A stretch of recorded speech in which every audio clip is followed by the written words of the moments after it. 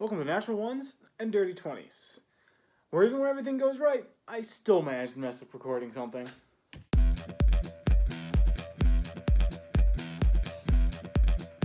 So, where we last left off, you guys had defeated I'll say, sect of the Blue-Eyed Cult established in the underworkings of the city of Rhine's Tomb, underneath the religious district of the city.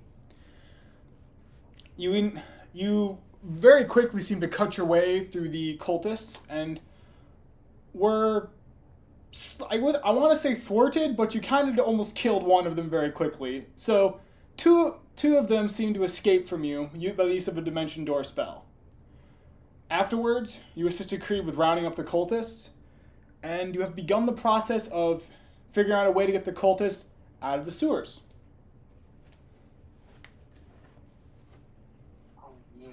A lot happened. Or probably stairs leading up to another one of the like a basement, like there was underneath the Church of Palor. So we just look for one of those, gonna haul them up that way. It was a Church of Erithus, for the record. Erithus, goddamn! I thought it was Palor. My memory is bad. Nah, you're good. So, I'll say it's not exactly hidden well. This staircase that you find, it is old. An old staircase. Despite the relative new floor of this place, it has not been used in a while. Covered in kind of moss, water trickles down it fairly consistently. My voice cracked really bad there. But it is a way out.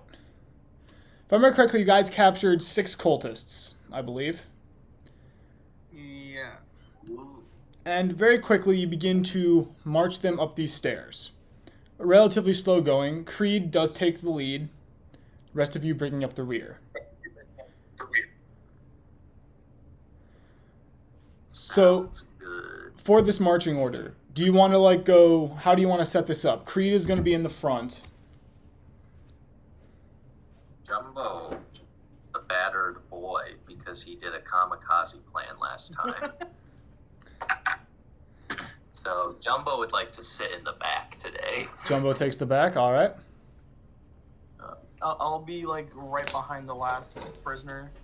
All right.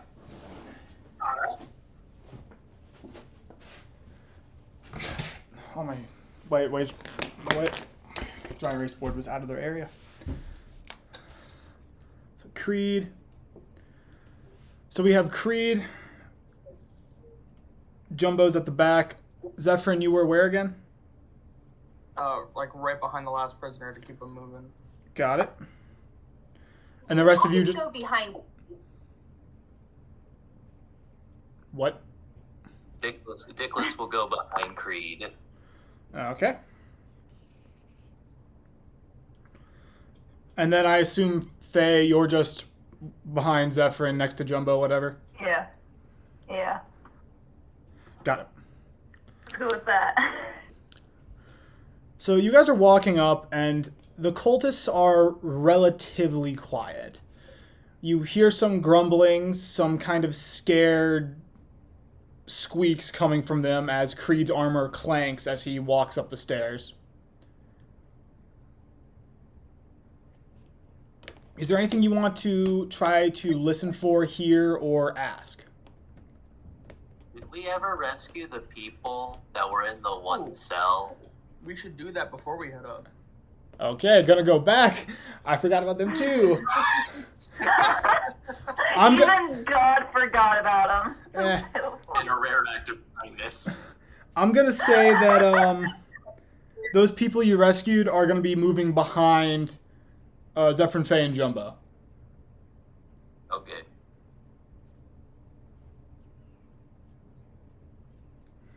With leading the way being Cross and the older man.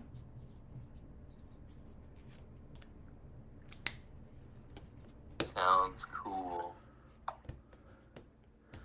But as you move along, you hear the grumblings. One of the cultists does slip and fall, and they are not helped up by the other members who actually go to great effort to walk around them. So of this line of 6 cultists, they're about in the middle, like the fourth one. They fall. The 2 behind them just step around them and keep climbing. They are still on the ground when you get to them, Zephyrin. I'll hoist them up. You pull them up. They are very light. Why is there an echo? I muted everything. But It's okay. Technology. But they're very light, and they don't seem to be able to resist you much, despite them looking terrified of you. No, I was like, hey, I'm not that bad a guy, you know. You're literally some of the demon. That's kind of wrong, man. They try to struggle against you. They don't seem to really be interested in talking. But they kind of like, they go to say something, but they stop. They're like, they go to bite back, but they do stop. Ah, come on. We're all friends here. Just say what you want to say. Kind of glances around at Creed, whose sword is still actively kind of dripping blood.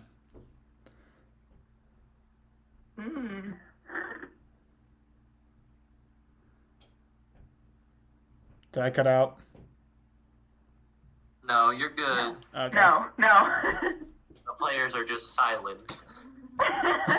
I can't tell anymore. I can't tell if my mic just goes nope, and if whatever. Oh boy. They go to start walking again, kind of stumbling up the stairs, following the party.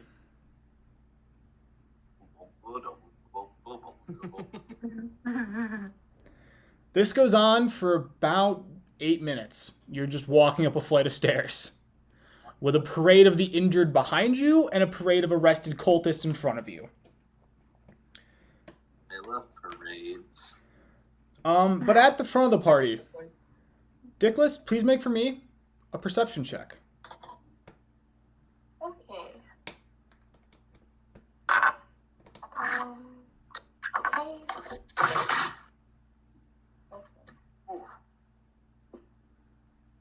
Okay.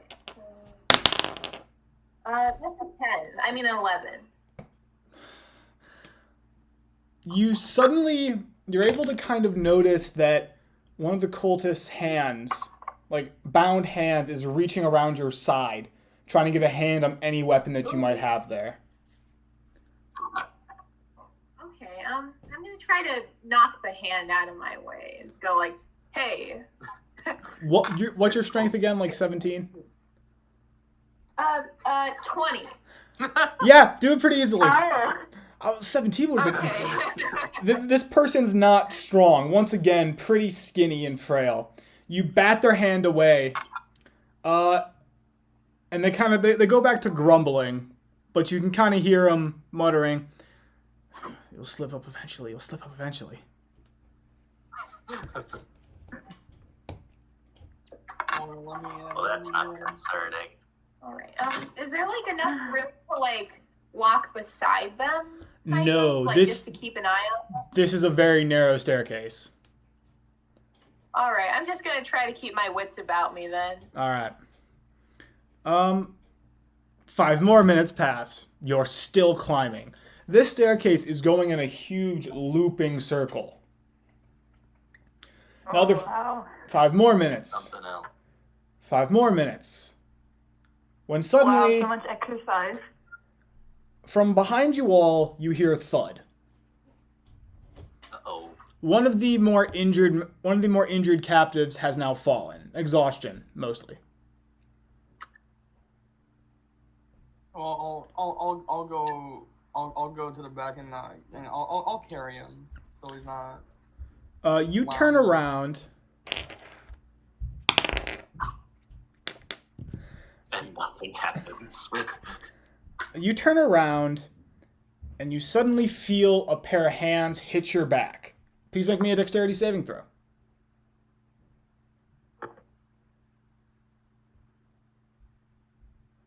Elizabeth?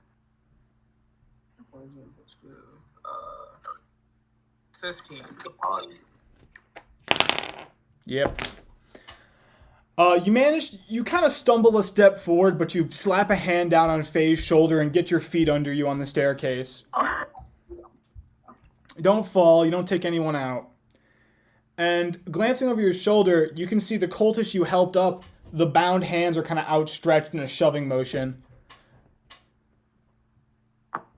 Just like, that's a bit rude. I'll slap him with my tail because that's funny. The cultist almost falls again from getting hit with your tail, but they manage to kind of catch themselves and they kind of turn around and start proceeding up after everybody.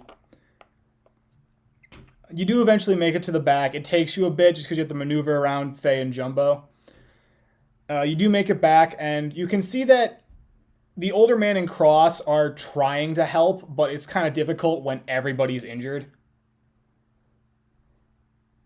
It's like, you guys go on ahead. I'll help him up. I'll carry him. All right. You get your hands under. This is a young human, male. They have some sort of, like... Why is there an echo? There's some sort of dress robes they have on. And they do have several, like, almost interesting leather straps that would hold something at their waists. They are incredibly out of it, though. They're delirious and just kind of half awake. I'll kind of, like, spare the dying to, like, maybe help him. Okay. I'll help him up if need be. They stabilize a little bit. They're still, like, exhausted, but they're no longer completely, like, in a haze of pain. At least as far as you can tell.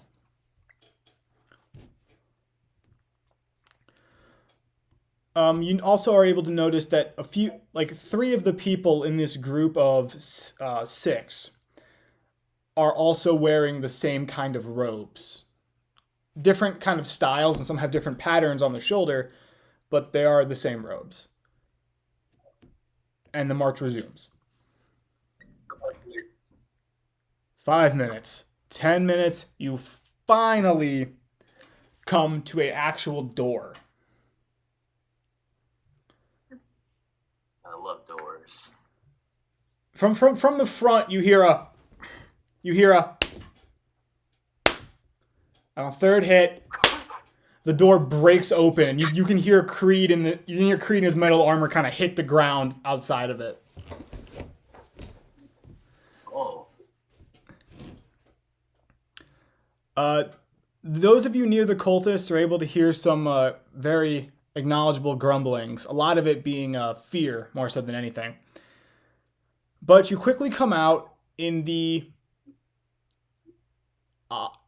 you come out on the bank of one of the city's many canals, a service door of sorts that has been there, and you can see that Creed has shouldered it off its hinges.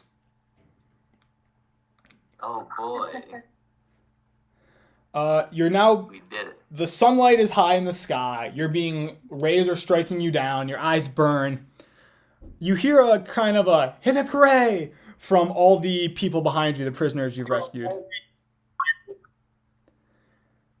But the cultists seem to be much more apprehensive, and Creed is just back on his feet and heading straight for the service ladder up.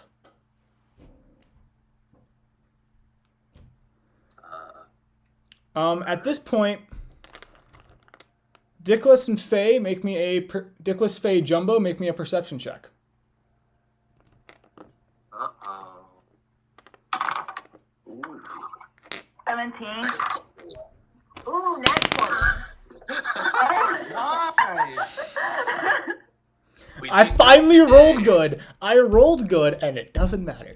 Anyway, so Jumbo and Dickless, you notice that a cultist, so you have 6 cultists, the third cultist in this group makes a break for the canal, looking to jump over the railing.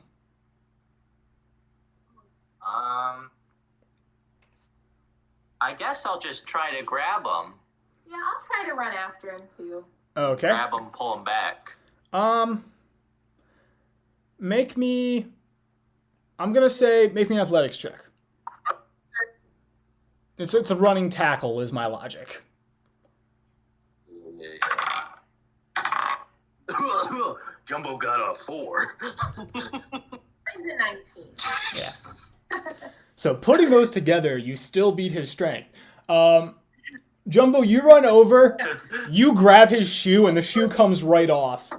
And you kind of hit the ground holding his boot. Gosh. However, you've slowed him down enough that from right behind, Dicklets lowers her shoulder and, like an NFL linebacker, levels this man.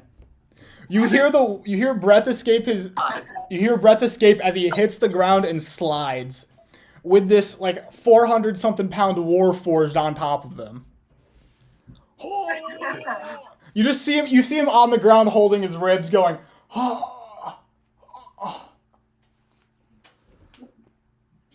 The rest of the cultists kind of actually hurry along to follow Creed now. Rest of the cultists are like, whatever awaits me in prison is better than this.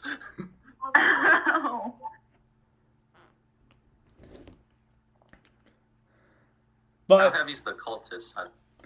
the cultist is about 150 pounds. Okay. Can I lift him up? With a strength of 20, I'm going to say yes, because I can lift a 150-pound person. Alright. I'm gonna lift him up and be like, "Are you okay, sir?" You pick him up, and he's just like, oh my god, yeah, I'm fine, put me down. Alright. I'll set him down. Oh. And he stumbles forward, going, oh. And he crawls up the stair. He crawls up the ladder after everyone else, going, "Oh God, please put me back in prison, please." But eventually, and by eventually, relatively quickly, you all find yourselves back at Grand Center. We did. We're in the surface. At the surface. What? At this point, Creed turns around. You can see him kind of brush some blood off his mouth. Once again, I thank you for your service. If you return tomorrow, I will have your payments aligned, ready for dispersal. At the same time, you are dismissed for this current moment. I need to file the reports, inform my Inquisitor General, and rectify all possible errors involving this. Realistically, it will likely be a long night. And I will hand you that one guy we found in the sewers after I asked him a couple questions. What do you mean? And Jumbo will go take a nap. The guy who's in the church of Oh, right, him. the church. Sorry, I thought you meant the dude you let get away, and I was like, he's long gone, man. He gone. But okay, yeah. I will have a contingent pick him up and bring him in. You are all dismissed, and I hope you have a peaceful rest of your day. Sorry to be so abrupt, but there's much to do about this issue. No, it's be fine. I need a good nap. Creed walks into the building, and you can see out of nowhere there's a swarm of Inquisitors. All of them are armored. There's a swarm of them quickly arresting the cultist and pulling them away, while the injured people are addressed by... What's up? No, I was just wondering what was going to happen to the injured people. Then you started talking about it. The injured people... Additional Inquisitors come out. These ones are not wearing armor, and they take the injured away to a different part of the Grand Center.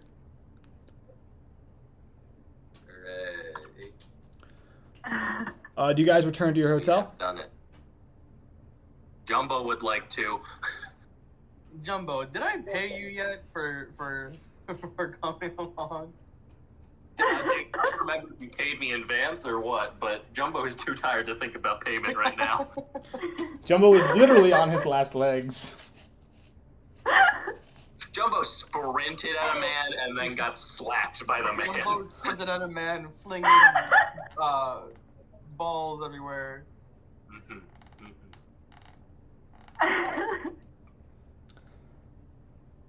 So you guys, I'll say, return to the hotel unless you want to go searching for other places or other things. I mean, I kind of want to go ask that guy some questions. Oh, you want to ask the dude you captured some questions?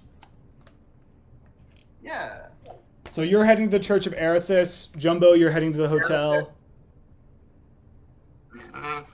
Faye, Dickless, where are you guys headed?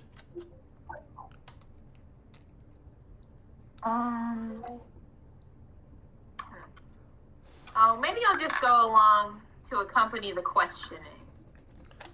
Erithus. I'll go to the church, but I won't go for the questioning. I'll just adventure what the church is like and stuff like that. Okay. So Jumbo goes back to the hotel alone. Jumbo for a nap. So Jumbo, I'm So gonna we say don't have to worry about one. Jumbo goes back and passes right out. Jumbo makes it to the hotel. Sounds good. Put me. You get some odd looks from the people in there, and the person at the front desk kind of looks over at you and kind of tilts their head. You just walk right past, up the stairs, to your room. Yeah. Yep. But the rest of you take the roughly 15-minute walk at this point of the day to the Temple of Erithus. It is a large building, not as large as Grand Center, but certainly larger than the Church of the Raven Queen. Large stained glass along the side, and you have multiple statues depicting people. You don't quite know who they are. You see a variety of names mentioned, but just not names you recognize.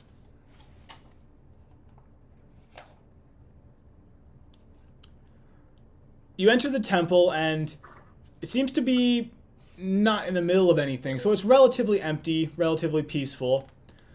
There are a few people milling about, doing repairs or preparing for another service. But the head priest does see you, and quickly waves an arm for you to come back. Come back. Come on back. I'll Jack. move my way on over. You do receive several odd glances from some of the other members of the clergy there. No one's hostile. They're all just kind of confused at why you're there and judging you slightly for the sewer-stained armor. Oh, the prestidigitation. I'm a classy man. All right. But you eventually arrive at the study where the man was locked inside. Bless Yeah. You can hear swearing, vulgar, violent, incredible swearing from the inside. Faye, you're checking out the church, so Dickless and Zephyrin, you guys head inside, and you see the man still bound, hands, feet tied, trying to squirm around the room. There is a knocked over bookshelf, a flipped over table, and he's currently attempting to use a chair to uncut his ropes. Oh. Now that is a bit rude. To curse in a holy chapel, and to knock over the head priestess's room. I won't accept it. Well, how about I take my boot and shove it so far down your throat you start tasting mud? Oh. Look at his feet, man. I really like to see you try.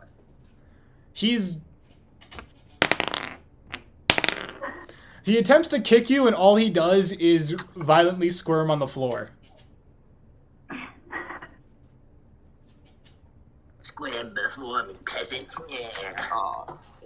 I'm gonna try to sit up to the chair and motion to sit in it.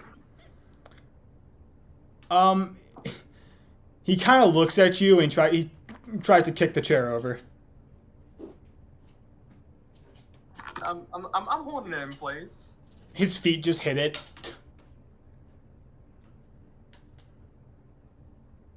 Come on, there's no need to be that way. We can be civil here.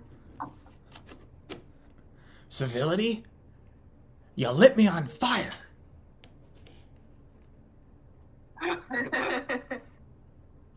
Oh, if I was on fire, you'd be burned.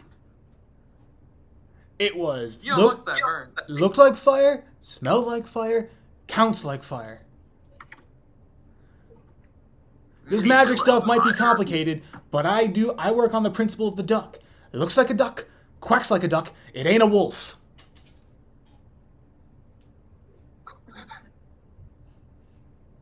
I can't change your mind on this, but please, take a seat.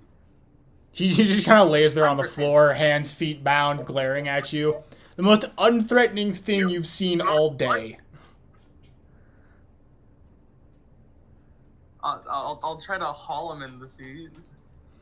He's not heavy. He squirms, but you're pretty easily able to get him into the chair. He's trying to flip the chair over at this point and not succeeding.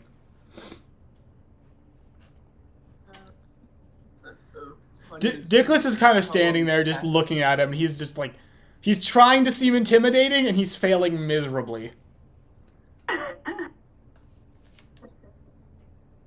We all have our strengths. I will tie like an extra rope around him so he's like stuck in the chair. He's trying to wiggle and he you can see it in his face that he's like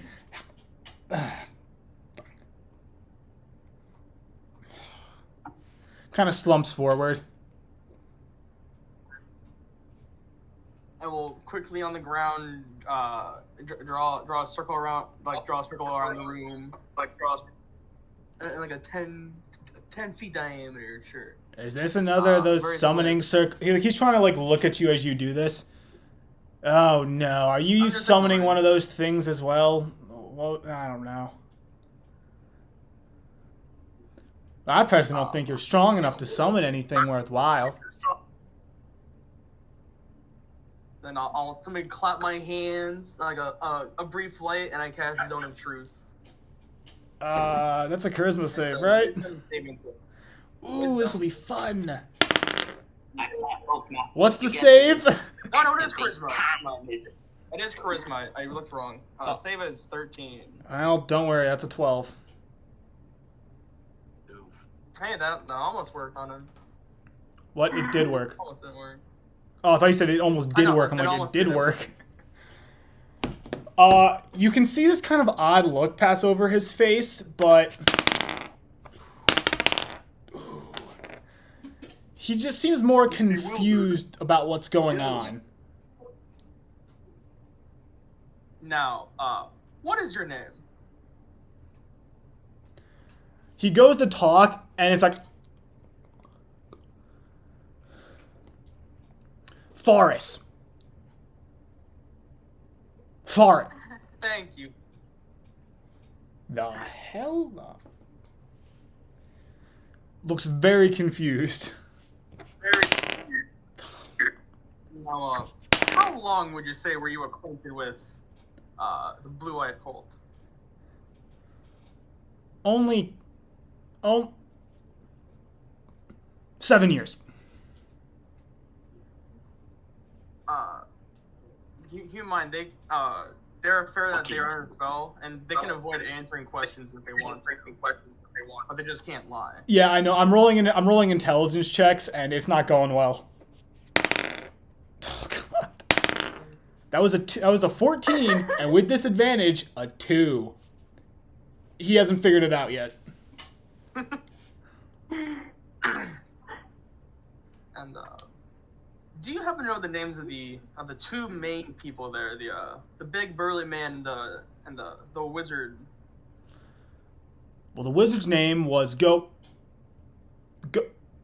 wizard. And the burly man's name was Merryweather.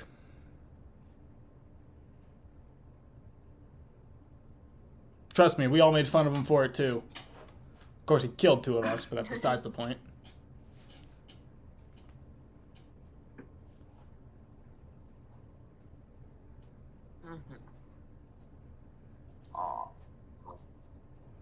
Now, do you know of any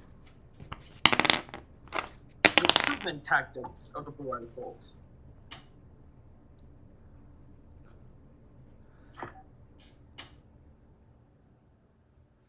He goes to talk, you see him pause, and you can see him thinking, and he goes, kind of leans back and doesn't say anything. I put a hand on the mace, just like we're all friends, man. I don't want to be too aggressive with this.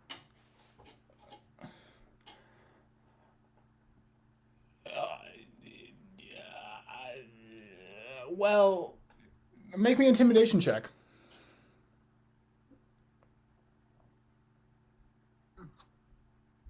With advantage.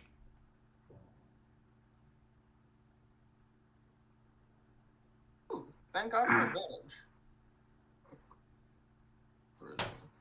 Oh, it's a flat roll. So Kind of helps if you have Dickless behind you. It does.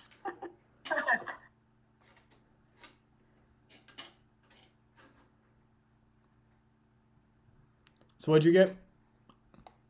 18. 18. You get some people that are a bit pissed off with how things are. You get the poor people, especially. I mean, love of God, I used to own a shoe shop and now I don't got anything. But bunch of people pissed off at the government. Tell them you got a way to bring it down. Pick up anybody really quick. I know they also did something where they try to get inside merchant groups and stuff and spread it elsewhere. I don't think they're successful at all. Half those people don't come back.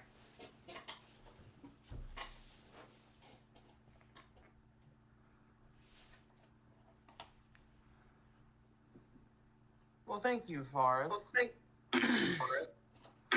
Kind of sneers at you, but doesn't do much else.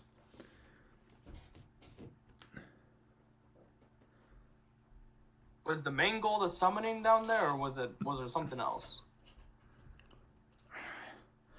Main goal was the summoning.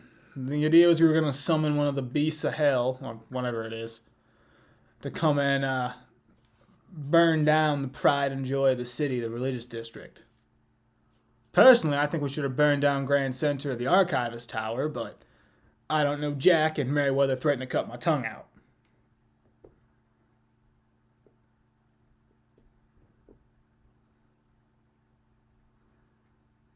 Well, there's not many more questions I can really think I would ask you.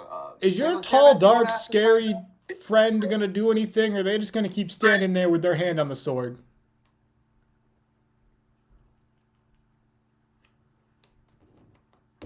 Nicholas, do you have Oh, I'm anything sorry, you I want to didn't ask realize beforehand? he was talking about me.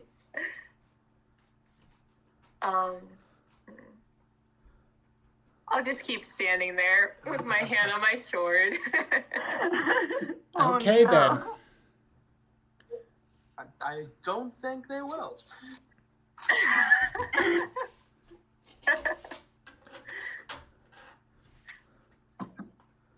Well, Forrest, you've been of great help to me and my compatriots. Now, I will gladly take you into the Inquisition, because I have no other clue what to do with Oh, you. just kill me yourself. God. Don't pawn me off on those. No. Chili. Religious. Don't pawn me off on those bastards. Just finish me off now. Kill me with... One good reason why. I kind of want to die with some dignity. I feel like you lost that when you try to summon a demon, man. Your dignity kind of goes out the window. Well, I don't know if it worked, but I'm assuming it did. Oh, it did. We kind of killed it afterwards. Well, you stopped one show, can you stop them all? Do you know of any other meeting locations? Oh, hell no. Oh, hell no. Okay. Thank you for being so forthcoming. Only the higher ranked ones do, the wizards and stuff, and I'm assuming Merriweather probably axed them off when you bastards shut up.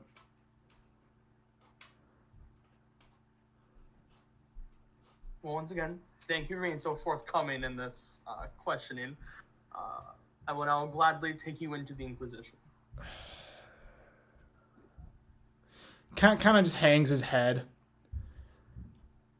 Eventually, we're gonna win. And I'm looking forward to seeing you die when we do.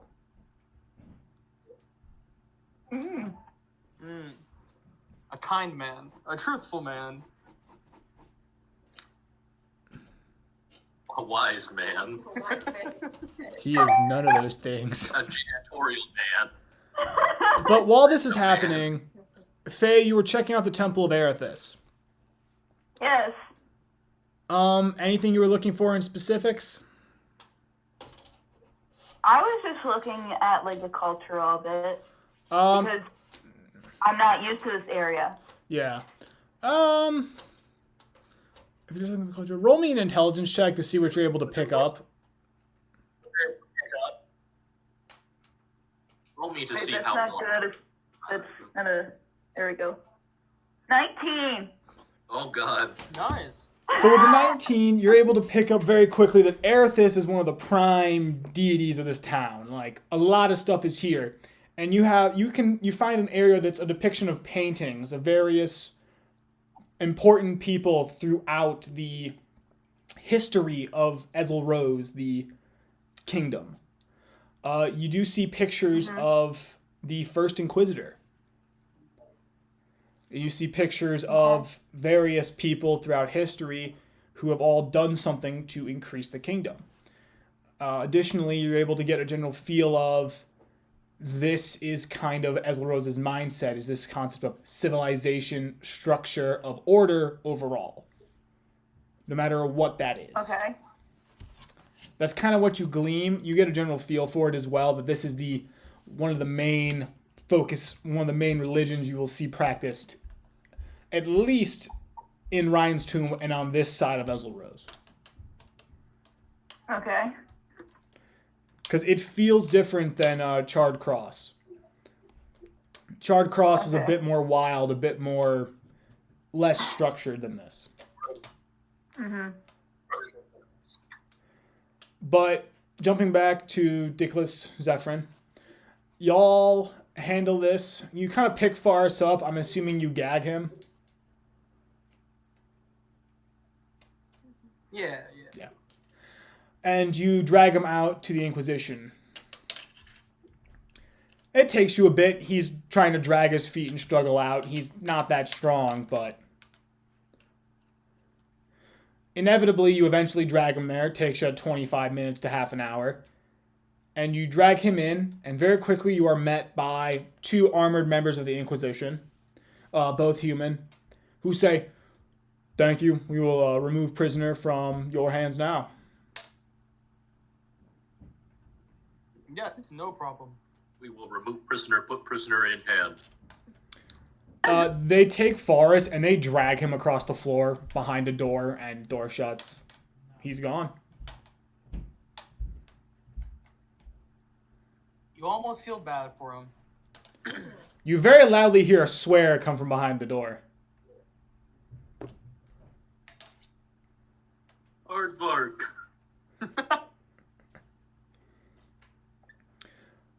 But what do you guys do? What do you three do now? Jumbo is still at the hotel, passed out. Jumbo be snoozing. Jumbo be cruising. In his dreams. I think I shall join Jumbo in sleeping. So you all return to the hotel? Yeah, I'll head back. Yeah. Faye? Mhm. You all return to the hotel, and you all continue to sleep. Jumbo, as you all sleep, Jumbo, I need you to make me a Constitution saving throw. Oh no. Oh God! Oh, Jumbo's dying. You never like that. Ooh. Dirty 20. Nice. Your dreams are normal, but there's still a burning sensation on your left arm. On your left arm, there's a burning sensation. It's a dull. It's a dull pain. It's not extreme, but you feel something. You can ignore it and go back to sleep, or you can take a look at it if you want. You know, Jumbo's gotten a little bit more rest than everyone else. He'll take a look at it. So you drag That sounds yourself concerning. out of the bed, and you kind of find some lamplight, and you have a nasty burn covering the hand that has the symbol on it, the brand on the back of your hand. There's a burn that seems to clash into that, Yeah. covering about from your wrist up to the base of your fingers. There's a burn. The burn seems to have already healed, and it's a dull ache, but nothing else. It's still hot to the touch as well.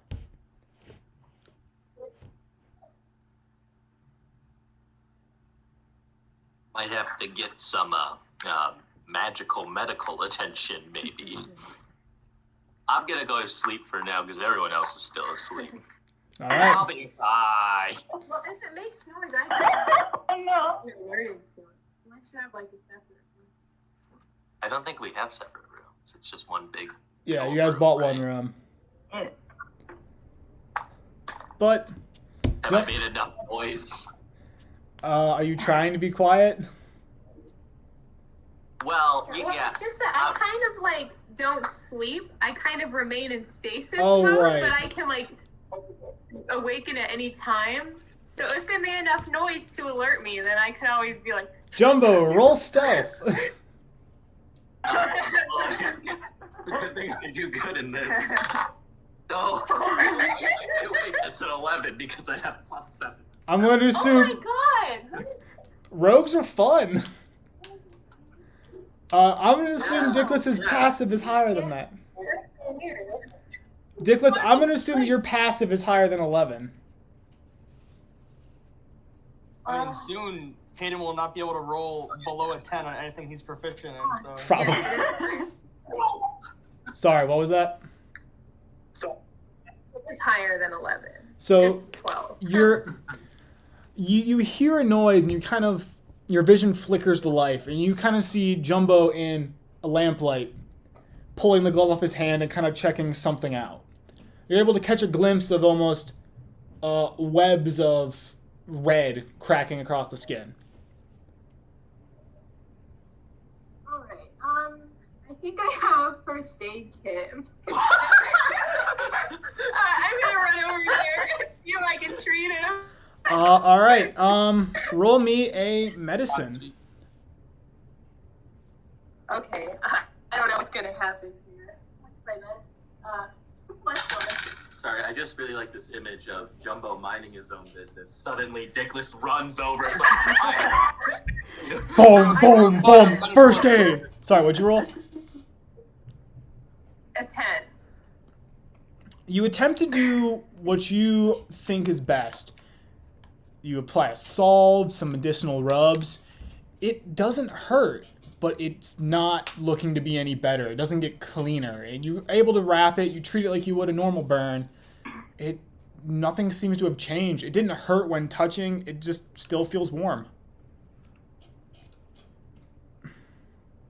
I am a warm boy.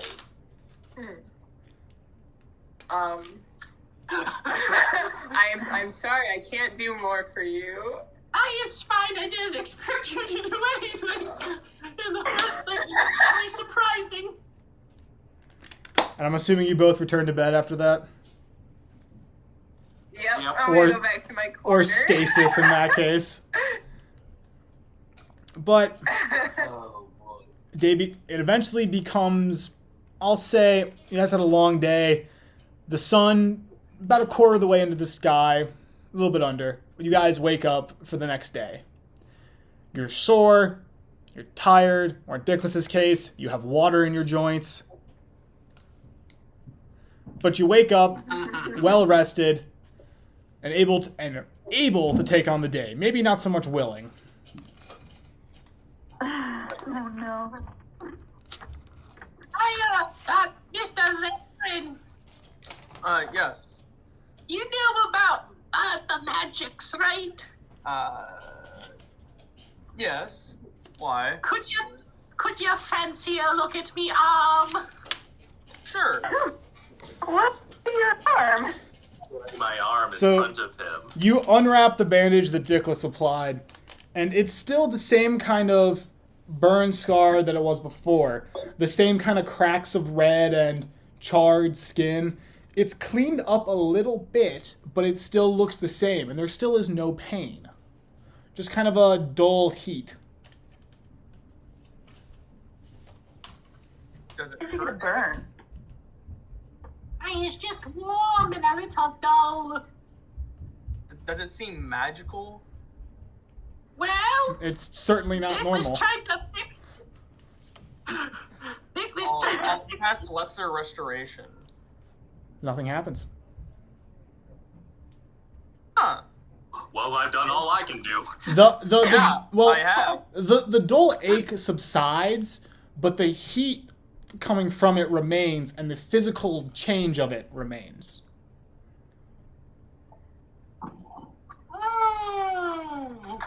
This might require magic that I do not have ability to handle right at the moment. Well, shoot.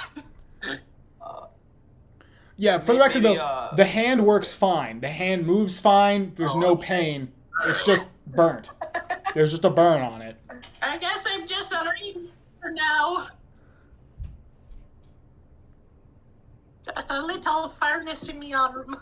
I mean, if you want, you could find a church that you can purchase like a greater restoration from. I don't know. Ah, That's a I'll thing. deal with that later. Okay, you do you, Jumbo. I've lived through worse. You have at this point. You really have been through worse. Yeah. He died like almost like 2 times. I feel really bad, honestly. But so what do you got? No, it's fine. It's great. For every person and thing that Jumbo's killed, he has died. So what do you guys want to do? Get me money. Oh yeah, we could get our money from Creed. We could do that, and then we should probably. Don't we have to go kill a monster? Yeah, we got Jumbo's quests. Oh yeah. We're anxious to complete that Oh, because yeah. Sorry since for we're in your dragging you all contract, along. like, it makes me very anxious. You don't need to. No, I felt anxious about it all week. I'm like, oh, another contract. I'm gonna like turn to the group and like, I'm sorry for dragging you all along on that. That was kind of a personal-ish thing. I know it's fine. You paid me. I think. I think. We believe Jumbo has been paid. We cannot confirm anything. We just start approaching I random will not strangers in this. deny the payment transaction between Jumbo and Zephyrin. I wonder if there's a way to look back and see. A lot. You think I took notes on that? What do you think No, I I am, don't the dungeon remember. master? No. I mean, I don't blame you because that was just me. I think I just asked for like 2 gold. I think it was just 2 gold. I remember that. I think I wrote that down. I didn't write if you were paid or not. God, my back. We're bad at notes. I'm terrible at. But anyway, so you guys are heading to Grand Center. Yes. Get our money. So It's all about the money. the streets are pretty full today. You see a lot of brightly colored clothes. People are. Some of them are already seemingly inebriated. You can see kind of banners being strung up, and no one really gives any of you a second glance, which, for the first time, is incredibly odd in this city. But you eventually make it to you make it to the familiar gate. There's a familiar guard. What is your business? Money. We're here to collect on some payment. We all just say money. Runner! And once again, the door swings open. The familiar, out of breath young man. Please deliver a message to Assistant Inquisitor Creed. There's a party looking for payment. Oh, God. Runner turns, and you can hear his footsteps. The door closes. Maybe we need to have them install first. Oh, really bad for this man. The door closes. 1 minute. Guard just not moving. 2, 3, The banners. 4, It's always really awkward. 5. 6 minutes later, the door flies back open. The runner comes stumbling out. You can see sweat dripping off his head as he jogs over to the gate, bangs, and says, Inquisitor Creed. Inquisitor Creed says that. Inquisitor Creed says he has time to see them. Please send them in. And he runs back inside the building. I hope he's okay. He'll be fine. Grabs the gate, slides it open, and gestures for you to enter. Give the runner like a 5 gold. I feel bad for him. Oh no, the runner's gone. He's already back inside the building. No, runner, runner. For charity. The runner's gone. He's far gone. If I ever find Maybe him, we should do I'll it. give him 5 gold. What about we could probably ask Creed to ask him here. No, that's true. You guys enter Grand Center, but it's decorated this time. There's banners stretching from banister to banister. There's a new tapestries hung on the wall. As people, and you can see that there are some very well-dressed people entering. Some of them are rather portly. Some of them are very fit, fine. You do see some odd people walking around as well. People that are not what you've normally seen in Ezel Rose so far. It's a party. If you want to, roll me a perception check. But Faye, no matter what, roll me a perception check. That was weird, but... What? And you cut out for me. Faye, roll me a perception check. Everyone else, if you want to try and see like the kind of people, you can. Jumbo rolled a 9. 9. I have a 9 too. 9, I 9. rolled a 17. 17. Oh God. What'd you roll, Faye? So you three don't pick up jack, really. You see a lot of humans and half-elves. But, Zephyrin, you're able to pick up some interesting kind of people. You're able to see a fairly tall dragonborn cutting their way through the crowd. Your party misses it because they're like scanning the other direction. The dragonborn appears for a brief instant and ducks behind a wall. You're able to make out an actual Arakakra as well, quickly appearing from behind something and disappearing. You do see several more humans, but the thing that catches your interest the most is a well-dressed dwarf wearing both the colors of the Inquisition. This well-dressed dwarf has 7 different cloaks on. A cloak that is the color of the Inquisition over one arm, a red cloak over the other, another cloak that represents the archivists, and then another cloak that is black, and then 3 other cloaks that you quite can't make out the color of. And they're carrying 2 large bound books and nodding their head at everybody and addressing them by name.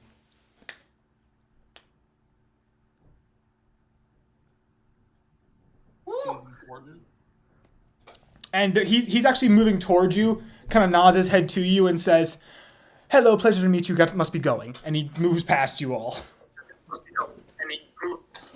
Oh, bye then. Well, as he moves past you, you see he begins to climb the stairs, going up to the 3rd floor. Isn't that where our boy Isn't that is? where we're going? Yep. Well, let's follow him. Let's give him a tail. I mean, Jumbo doesn't know that. Jumbo just goes for the stairs. I mean, you all saw the dwarf as he walked past, but you didn't see him walking through the crowd. Oh. You just saw him holding the book, say, Okay. hello, goodbye, must be going, and move right past. You didn't see the walk up and the interactions. But you guys eventually cut your way through the crowd. Here, you do see some odd looks from people, but Oh. no one says anything. You're kind of ignored. But you eventually make it to the 3rd floor, and you can see Creed's office is swung wide open. And you can hear a groan coming from it. A long, drawn-out sigh. Is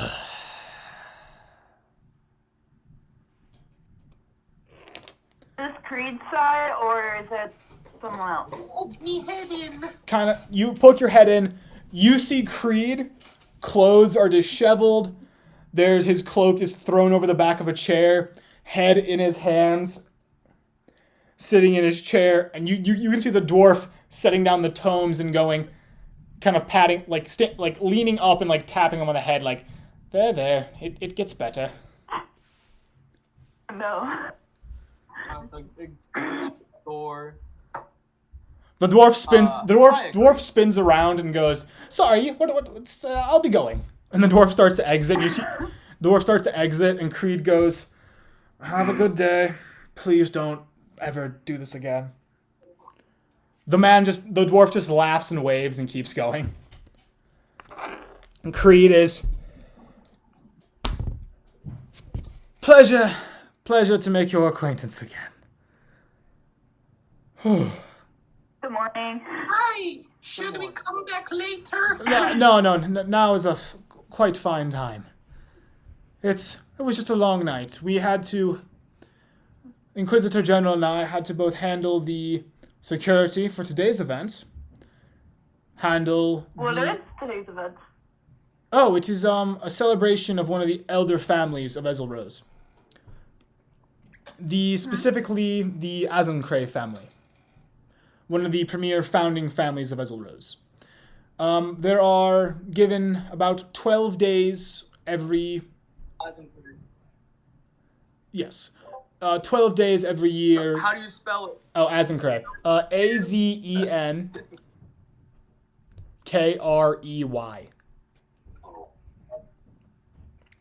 Thank you.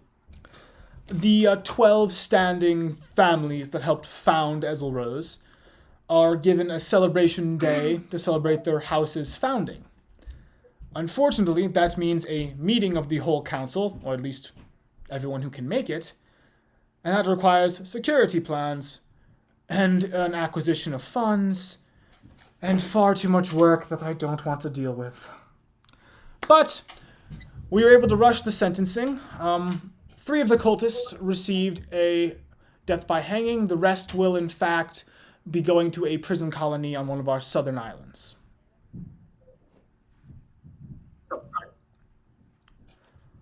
And that foul-mouthed fellow also will be going to the southern islands.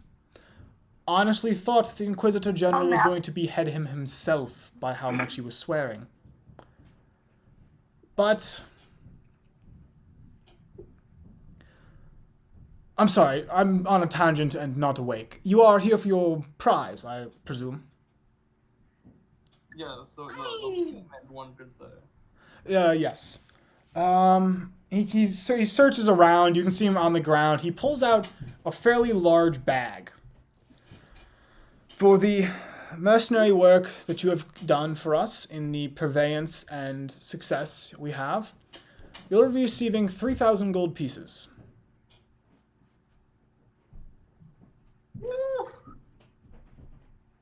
That is a lot. Yeah, that's quite an amount. Yes, and before you go and spend this, I have a question I wish to ask. You all have twice done the country a great service. You've found members of the Blue-Eyed Cult and dismantled their operations. would it be possible for us to add you on as contracted sellswords? What's that? I mean, Well, twice Jumbo since does happened like on the work. accident. Even That'd be so, the first Jumbo works with. well, to answer what that means, much like the Roseheart Knights, we use them to run management. We use them to basically run Canvas Town. Being sellswords, you would simply sign a contract, and we would order you to investigate and handle certain circumstances around the country of Ezelrose. You would be beholden to the values and code of the Inquisition, but you would be operating as independent contractors none the same. Would you refresh Jumbo with the code and honors of the Inquisition? The Inquisition seeks to uphold the glories of this country from cliff to sea. We are the shield bearers, we are the fighters, and we protect the towns where we can. That is the abridged version of our code that I feel quite nicely addresses everything. All people fall under the purview. That means all people do, no matter they are innocent until found guilty, and we will treat them as such.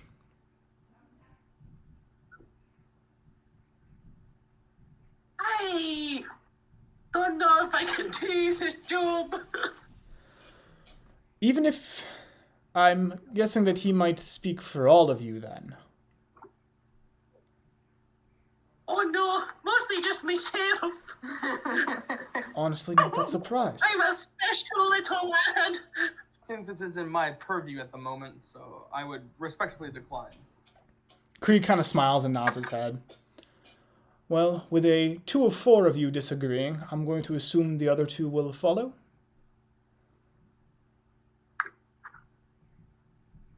Yes, I believe so. Yeah. I've grown quite attached to these people in the past 2 days. days. Oh, you really do love us. Well, 2 days? I think it was more than 2 days. it's been like a week at this It's point. been a minute. Kind of sits there and goes, 7 years. very well. Still, I would like to enter you into our records. He kind of looks over at the 2 heavy tomes and puts his head in his hands. It will be a process, but I feel like in case we are ever in need of sellswords on short notice, I would like to put your party up to the top of our rather short list. Maybe not even so much for the work you... I'd be down with it. Very well. It'll take about... Starts kind of like picks up the tone, lets the pages fall through his fingers. A month. But if you can give me a name for your party, or even just a placeholder for the time. A name? Oh. Yeah, we need a group name, brothers. I'm assuming a placeholder is in order then? Ohana, because Ohana means family. Sorry. You haven't even watched these. You fake fan. I'm making a different reference. Ignore me. Ignore me. Very well. For now, I'll simply write the I don't know, the quadrilogy for this moment. That will be your placeholder That name. works for now. That will be your placeholder name until Hey. I'm given one to change. Sorry, I'm rather scatterbrained. So I have talked to you about enlistment, which you declined. You're putting you in the records as a mercenary party, which you accepted. Adjust your payment. Did I mention ongoing issues with the Blue-Eyed Cult? And did I mention the events of today? No. Okay, so the Yes. ongoing... Jumbo's confused. Sorry, I have not slept since 2 days ago at this I point. know it's not chaos just because I'm stupid. But ongoing investigations of the Blue-Eyed Cult are going to be handled mostly by the Inquisition now. If you do find an event occurring, you are being instructed to inform a nearby sect of the Inquisition or the town guard if there is none around. You are still able to do things on your own, but just keep in mind that the current advice and purview of mercenary parties around is to, in fact, inform the Inquisition. It was a change in doctrine approved by the ruling council, as well as suggested, in fact, by Volste and Ingle families. Both of them supported the announcement of such a decree.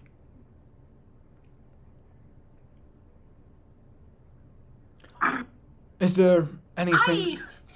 Is there anything else I may help you with before I will tell him. Sorry, what? I'm gonna tell him a little bit of information that I got from Fars if we didn't get out of him when they were interrogating. Thank you. I will compare what you have told me with the notes we got from our interrogation of him. I believe we were able to get much the same, but it'll be nice to be able to compare. Did you get the papers that we found? Did you give him the papers you found? I don't think we did. The papers that we found. The letters on the desk. Oh yeah, did we read those? You skimmed them. We looked at them. We looked at them like briefly. We didn't even read them. I have them though. I'll give them the green. Very well. I will enter these into the file as well. You all have made this job a great deal easier. Creed kind of rubs his arm. But if there is nothing else, I wish you all a wonderful day, and I thank you once again for your service and allowing me to assist you in this venture.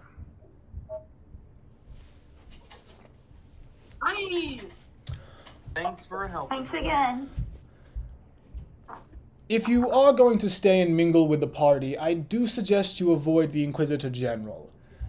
Security has stepped up recently, and we are trying to keep all outsiders out. At this point, I am running late for a meeting with some of the other families, and I must make myself seen, or I risk losing my position. Okay. Very well. As he exits, Jumbo, he walks past you, and your burn pulses. And you see him kind of rub his arm again and keep walking.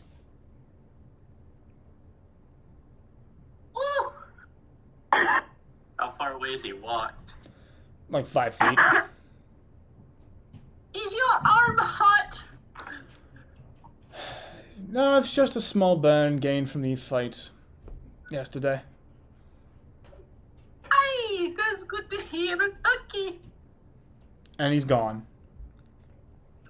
So you all are now alone in his Well, office. He's not concerned. You all are now alone in his office. What kind of books you got? Begin Wait. ran. Tribute the money? Huh? Split the money. Yeah, 3,000 divided by 4 would be $750 each. yeah. Jumbo is willing to give other people more because he just passed out at the end. Hey, the ball bearings, though. That's right, I did do the ball bearings. Never The ball mind. bearing saved us. The ball bearing saved us. Jumbo is keeping. But in his terms of books, Money. there's a lot of tomes, like thick books, all talking about law. Books of law, books of history, the history of law. There are some books on geography, and there is one book you I want notice. that. You're gonna open the book on geography. I'm a person that likes land and stuff. Wait, what was the last book you cut out there? The last book is written in. The last book is wrapped in almost a cloth. You cannot read it. It is blacked out. Oh. Jumbo, watch the door. Okay. Watch Watch the door. It's a nice door. So Tell me Jumbo's if anybody's coming. Bad rolls are back. So you check out the geography book. It isn't that special of a book. You're kind of quickly flipping through the pages. There are some pages that have been earmarked. Do you want to try and look through all the earmarked pages?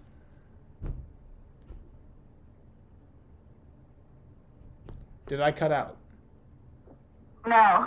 Okay. I said yes. I didn't hear you. Go ahead and roll me a investigation check.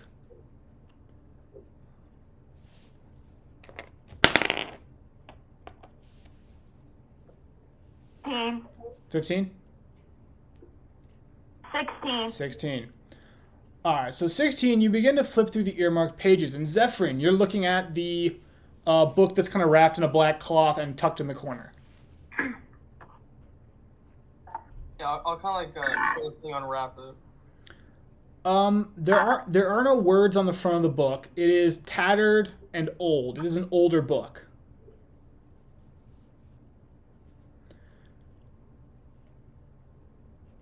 Beginning to flip through the pages, the entire book is written in Infernal. I can read that. And it seems to be a journal. Written from the perspective of Creed. Detailing the early stages of his life it's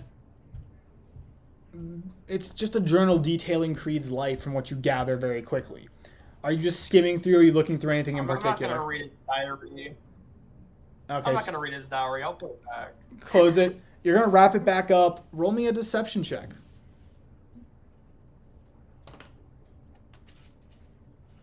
Oh, that dice just went behind the desk. I can't even look at that. But with your 16... No, I didn't roll it. Not you, I'm talking to Faye. I was right. With the 16... I realized that as soon as I said The pages that you find that are earmarked, a majority of them are detailing focuses on the Southern Isles. Okay. Locations of bases, and you can see X's drawn on various islands. What'd you roll? Zephyrin? 15. 15. You begin wrapping the book back up how you found it. When Jumbo is able to see the form of Creed walking back down the hallway, grumbling as he adjusts a necktie of sorts. Oh no. Creed does not notice Jumbo yet, too focused on the necktie, but the grumbling is clear, saying, "Left my damn cloak on the chair." You manage to... I assume Jumbo, I'm assuming, Yeah. does tell you all?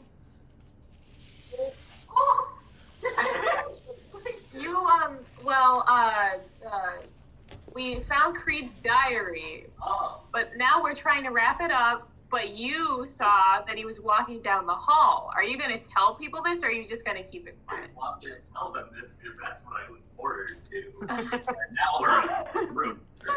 But, so you quickly wrap the journal up, slide it back on the shelf, looks fine. So Jumbo has just told you Creed is coming. You are looking through the earmarked pages, kind of taking it in. Do you want to risk looking longer, or do you want to quickly put it back on the shelf? Quickly put it back. All right, you put it back, and not even 20 seconds later, Creed enters the room. Kind of looks up and says, "Oh, you are all still here. I trust that the gold was equal." We just finished divvying up, actually. Very well. He walks behind his desk, grabs his cloak, and with a flourish, puts it on. I once again am sorry for the intrusion. please enjoy your day, and I do hope to see you again. It has been interesting to meet other people. And Creed is gone. Well, that was weird. Although, as Creed leaves, he does say, "Oh, and with fair warning, there will likely be other people dropping in paperwork in my office.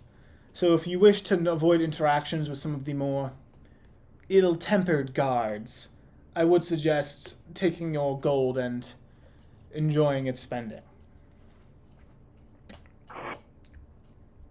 You should get going then, I feel. We're gonna make the- What double will follow? So you guys will exit now? Yeah, I guess so. Yeah. You guys exit. You cut down the stairs. You can kind of see the beginnings of this party where you have a bunch of people mingling, and they're now kind of filtering their way to other areas of the building on the ground floor. You see drinks being distributed, like fancy drinks being distributed, and you can kind of see like cliques forming among the families and groups down there. You are able to make out Rain Algor, who is about almost a head taller than most of the normal people, as he kind of cuts his way through the crowd with a kind of grim expression on his face. And you can see Creed walking towards him about the same height.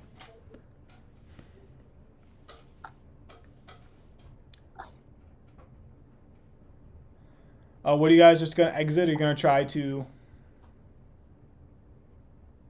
Jumbo would like to leave. He's got a fat amount of cash he's got to burn.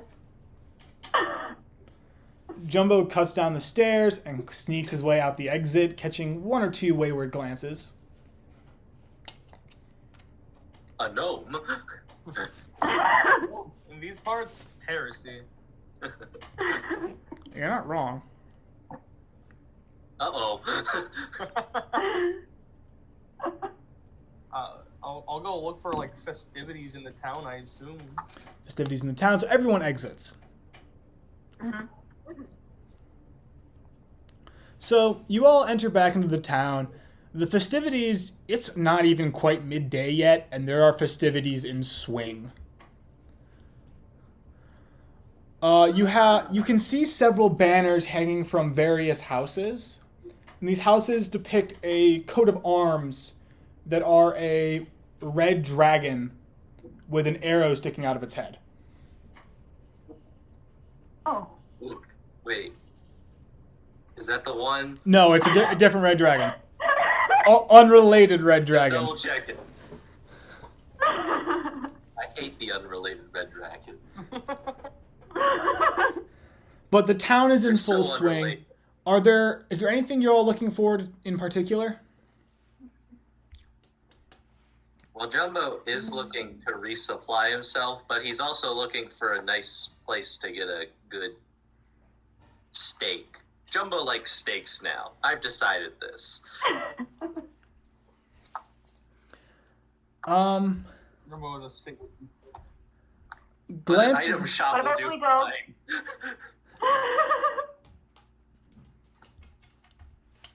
fine. I don't know how I want to do this. We should find someone to look at your bird. I don't see no problem. He's much smarter than me. Do you think Creed's burn and your burn are the same? Yeah, I don't know. But it pulls me too. You could go to like some sort of like doctor Think they might be connected on some level? $20 all like This is something. Didn't they almost get caught burnt from the summoning thing? Okay, yeah, those two got burned from the summoning. Oh, was that it? I think so. If I remember correctly. That's a possibility. Listen, God just said roll Constitution, and I rolled Constitution. That is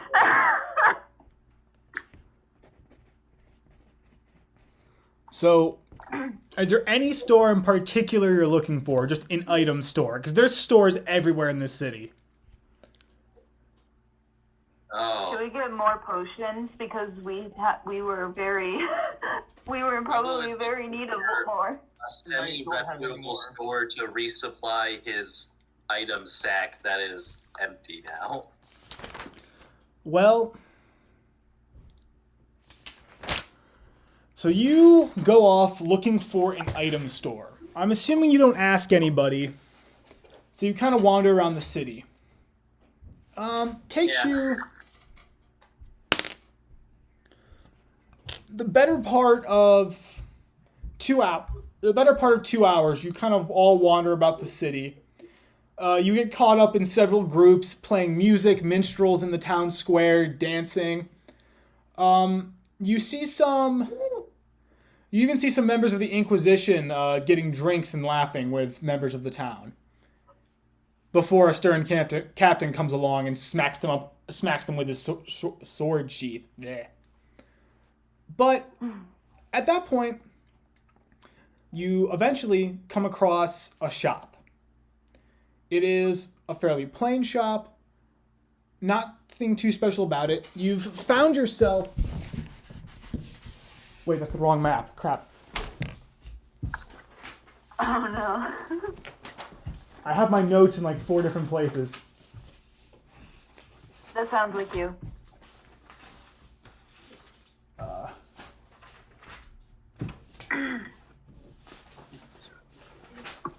Here we go. Sorry about that. You're fine. So you guys eventually... Wait. Yeah. You guys kind of make your way to Grand Center, and you meander about, kind of working your way towards the ocean.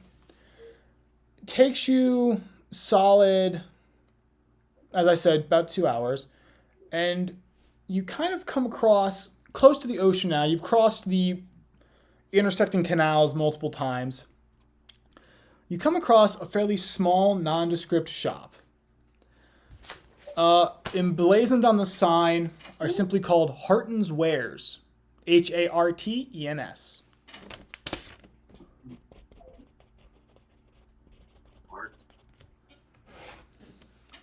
R10. Arden. There's not really... The shop is pretty quiet. There's no noise coming from inside. And you don't really see any, like, dancing people around this part. Going inside the shop, it is quiet. What? You can hear the faint, like, strummings of, a fiddle in the back. And rounding the corner of a shelf displaying multiple journals, just blank books.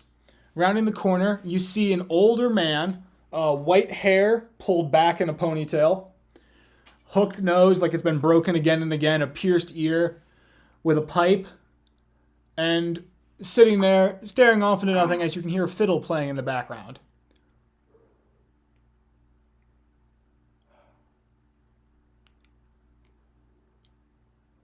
He does not notice you. Hello. Oh, sorry. Hello. Welcome to Harton's Wares. My name is Harton, and it's a pleasure to make your acquaintance. Hi, my name be Jumbo. It's a pleasure to make yours. Pleasure to make yours. What can I help your fine adventuring party with? I do assume you are adventurers, correct? Well, yeah, that's what we do sometimes. Jumbo needs to think about what he needs to buy. Well, I need rope because all my rope got wet and used. If you're looking for rope, we've certainly got plenty. We have almost everything, honestly. Do you happen to have a bag of ball bearings? Are you looking for denominations of 100, 500, or 1,000? Oh god, 1,000 ball bearings. t-shirts of 1,000, please. How many are you looking for? Why is this not on my list?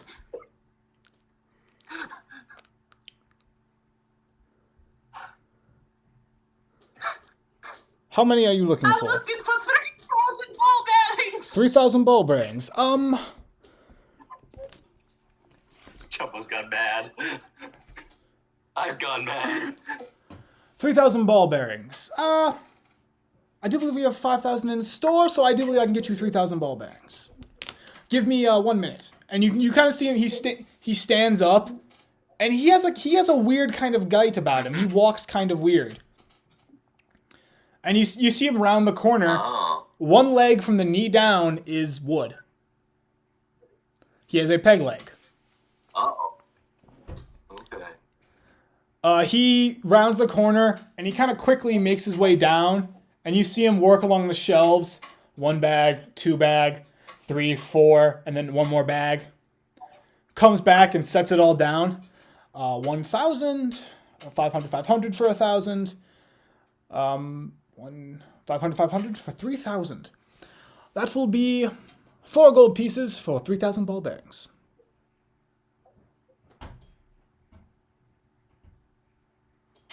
You think we could go a little lower?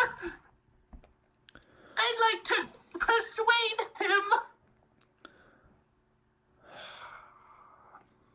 Little lower, you Calm say. him well. Roll persuasion. Just a tad, sir. Ooh, we're not doing that today. A 9. I rolled an 8.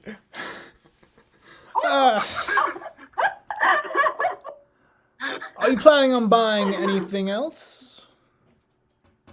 I should be. Just let me look Well, real quick. 2 gold pieces as long as you buy at least 2 other items.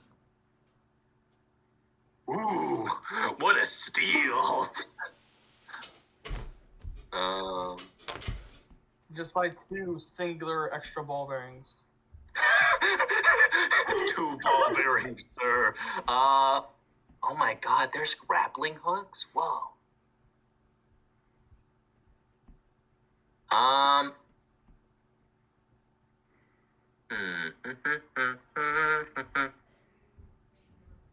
Jumbo. Oh my god, there's spikes. Dude, god, there's so much stuff.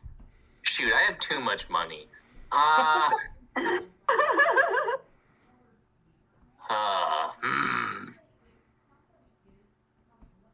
Let's see. All right. I'm gonna start writing things down that I want. Shoot. We want that'd be fun. Maybe. I don't know. We'll see how useful that ends up being. Need 2 more rope. Rope good. We like rope. I could buy mirrors. I guess I could buy a mirror. God, there's so much. Wow. Why is my It's like sprint... this game's trying to imitate real life. Shocking, isn't it? Why'd my spreadsheet go weird? Just like real life, I can't wait to go outside and get shot by a beholder. Oh, give it time. Oh, fun. I said, Do you sell a disguise kit or a poisoner's kit? How suspicious is that question, Hunter? Jumbo know how suspicious that question is. It's very suspicious. He kind of looks at you and goes, "You're not wanted, are you?" No, not at all. Not true. Would we?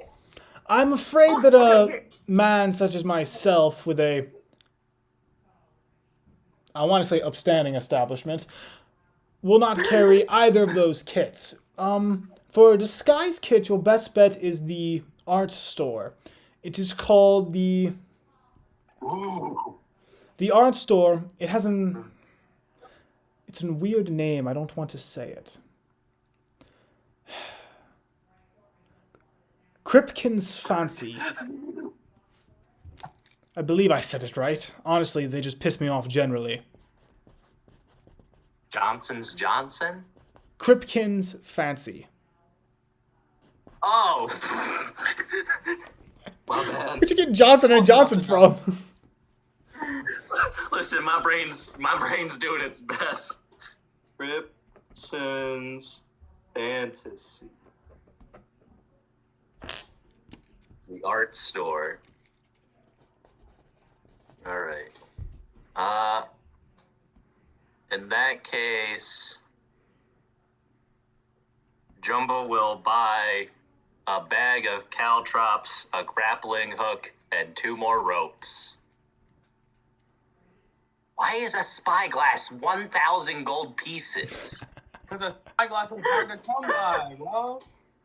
You know how hard it is to make lenses? You said By 2 hand? ropes, correct? Well, you can make a mirror for like a gold. Near is everything in the lens. Oh, I guess a magnifying glass is 1,000. So you said 2 ropes. Never mind. So 2 ropes. Yeah, 2 rope, a grappling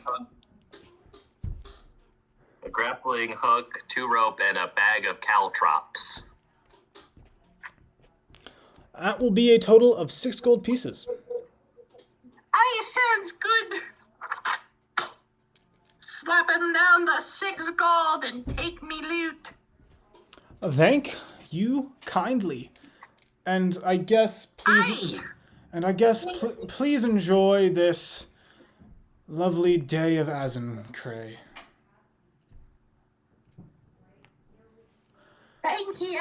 Oh yeah, and when you see Kripken, tell them they can go kiss the ground again, will ya?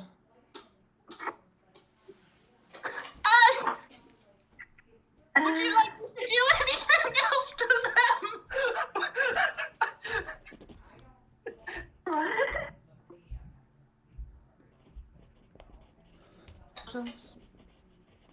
Is there anything else I can help any of the rest of you with? Do you have any health potions in stock? I'm sorry. If you're looking for the more magic side of everything, your best bet is to check out the old cat's place. You do know what I'm talking about, right? Do not believe I do. That's unfortunate. Well, I would need you to then check out... That's Helst, by the way. Helst's store is the... Sorry, he changed the name last week, and it's still kind of funny to me. His store is the Rambling Maw. Rambling Maw. It's got a bit of a ring to it. Well, originally, it was Rambler's Fancy. He thought Kripken sounded too similar, changed it to Rambling Eye, which sounded awful, and he finally changed it again last week. Which means by next week, he'll come up with a new name that he thinks is better. But fair warning, he is currently, I believe, at Grand Center for the Azencray Day. So he will not be in store. You'll likely have to deal with his assistant. She's a little odd. I mean, are we all? I mean, no, I'm quite normal, thank you very much. That's what you think. Anyways. Oh, jeez, we're gonna get kicked out. I am. He just kind of laughs and says, well, will that be all for y'all? I believe she. Yeah. Well, be on your way, and may the day be with you. I thank you, may the day be with you too. I walk out of the store. I will attempt to go see where the Rambling Maw is. So you guys splitting up? Yeah, Jumbo wants to find Krypton's fantasy. Krypton's. It's Krypkins. Krypkins. Fancy. So who's Fancy. going where? Oh God, no.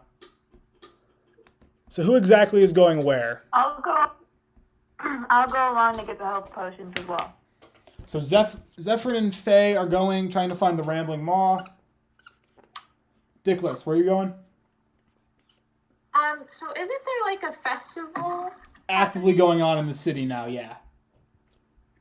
Okay, I'm gonna explore the festival and see what I can see.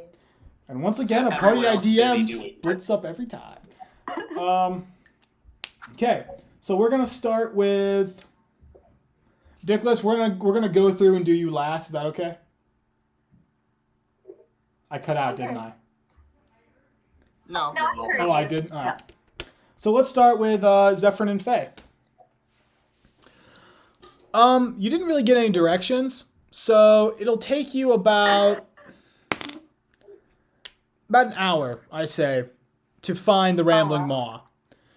The Rambling Maw is a little shop that's next to this large tower that stretches up into the sky, the tallest building in all of Rhine's Tomb. It's surrounded by a fairly high wall that has spiked fence on top, and it's a little shop that's tucked right next to the water. The shop is contrasting the rest of the city. It is a dull color, almost black. The sign is hastily made, hastily painted, and hastily hung, and the drapes don't match. The drapes are pink. So it's almost a black building, pink drapes, and a sign that's like tilted and poorly painted. And it clashes with all the buildings. All the buildings have banners depicting things, partying in the streets, and like the front of this building is just bare aside from some flowers growing out of like the second story windows.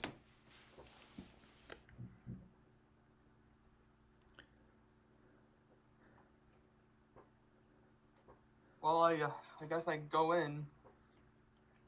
Or Okay. You open the door, immediately smoke hits you in the nose. It's sweet smelling, almost like it's sweet smelling. It's almost like cherries. And sitting behind the counter, you see a female tiefling of sorts, a long pipe. She's stretched back in her chair, leaning back, looking up, just kind of aimlessly. You open the door and you hear a bell go ding ding ding ding, and you see her sit up and tap the pipe out. Ah, yes. Hello. Welcome to the Rambling Maw.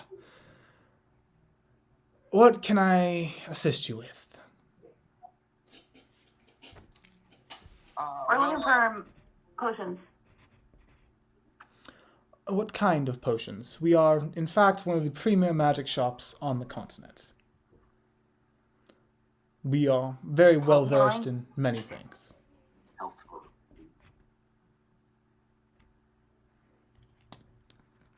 Health potions? yeah. Provide me a single moment. One. What kind are you looking for?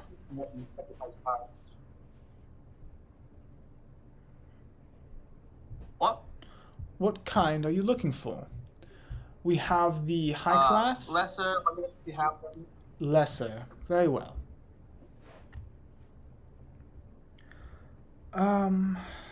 Give me 1 minute. I do believe that somebody came by recently and they bought up our common healing potions. You see her kind of sort through everything, and she eventually comes up with this kind of about yay big kind of box, gently sets it down, pulls the lid off, and you can see it's a crate, like a milk crate, and inside you can see like rows of healing potions. Inside you can see 8 potions. Here we are. And may I please get your names so we can simply have a better conversation? I'm Faye.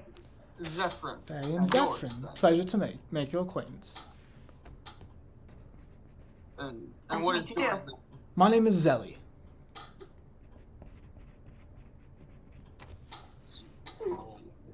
I am the Hi, Zoe. I am the assistant to Holst, and on the occasions the store does move, I am in charge of transportation.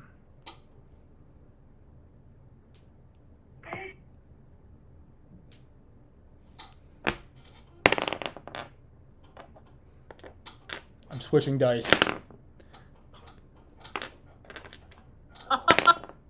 Nope, it wasn't good either way. I was doing a test. Poor roll. Anyway, so you guys look at the healing potions. They all seem to be the same. Same color, same kind of make.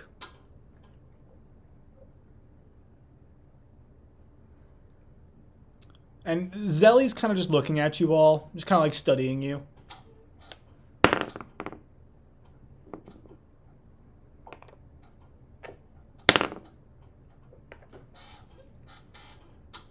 Are these to your liking?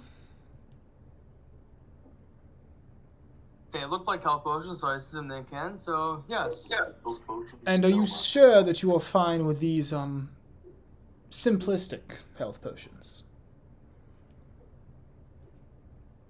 I don't know any other kind. Well, there are simply some How that much are... for? Yes, you were asking a question. How much for 2?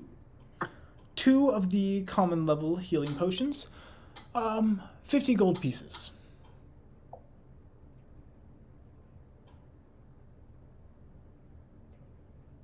Before I push this thought, I'd also like to see what else you have. Very well. Around the store are various magical trinkets that Master Holtz has both found and assisted in creation of. Looking around, you can see various kind of knickknacks and things.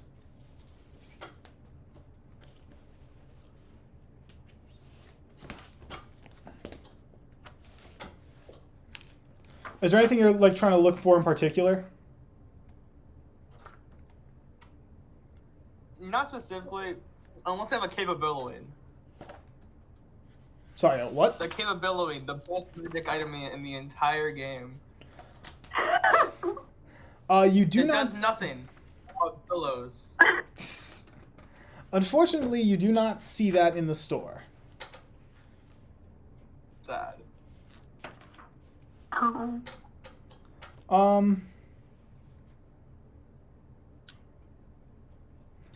You just see various items. There are some interesting items that hang. Yeah, without looking at anything in particular, it's all mostly just like interesting knickknacks. You see like pipes and other kind of instruments that are just odd. That kind of hang around and sit in interesting positions along the wall. You see a few rods, you see several bottles hanging against the wall. And you see Zelly, as you all turn around, just kind of presses her finger against the pipe and it bursts back into flame.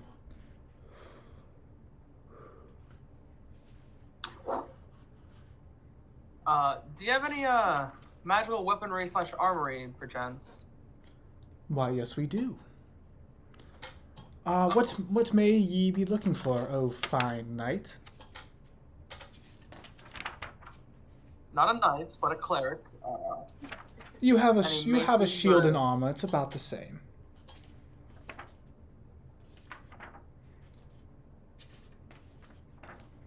If I do spells of the like, any maces, especially, if you have that. You see her kind of look around before going, Master Holtz was working on one in the back, an enchanted mace of sorts. Are you interested in seeing it? Yeah. Very well. She walks to the back. You can hear gentle movements. She eventually returns, and she places down a crate of sorts, sealed. She pulls it open, and inside you can see a mace of sorts. It's a solid handle wrapped in leather, but instead of the traditional trying to think of how I want to word this. Traditional kind of spiked mace head, if my phone would work.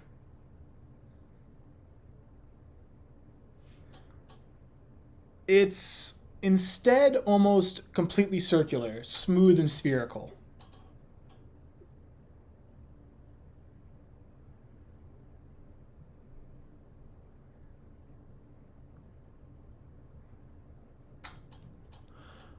And what may this mace do, perchance? Well, it is a rather interesting weapon. If you're able to let me demonstrate, come out back. She picks the mace up. She handles it surprisingly well. She's not like built. She's very thin. She walks out back, and you can see that there's like a beat up suit of armor.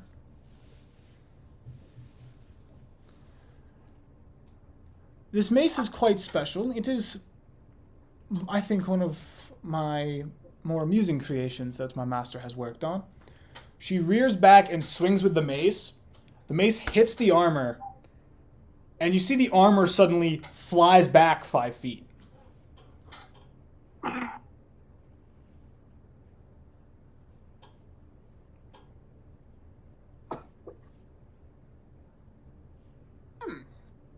Intriguing.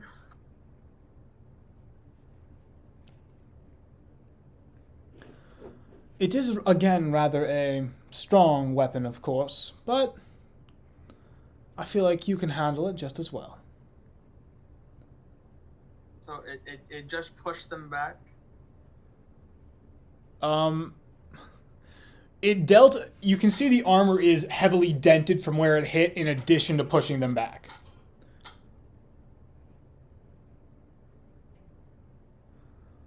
I guess... And how much for them? Sorry, what? How much? Oh, sorry, go on. I was trying to think, and then you said something. How much? Only about 200 gold pieces.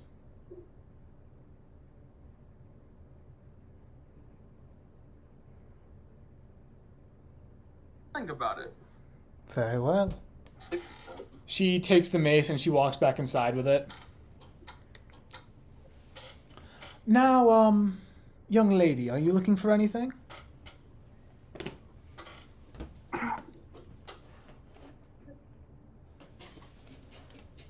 No, I just want extra help for right now. Thank you. Very well. So, you guys are... Are you guys done in the store, or are you still looking at stuff? Was there any armor? You see a few magical pieces. You do see some armor hanging on the walls. Sorry, I forgot about that. You do see some armor hanging on the walls.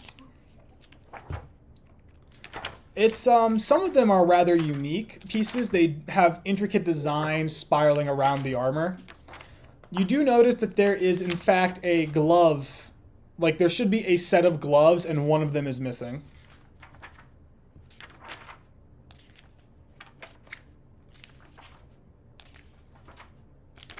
But you can see several gauntlets, a chest plate.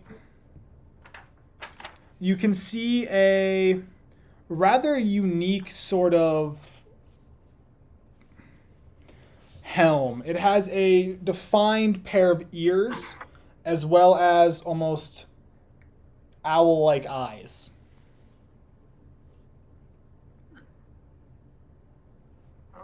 Any shields? Shields. There's only one shield up there. It is a rather simple, what looks to be a simple shield, bordered with gold, with almost strips of metal, crossing it in like an X-like pattern.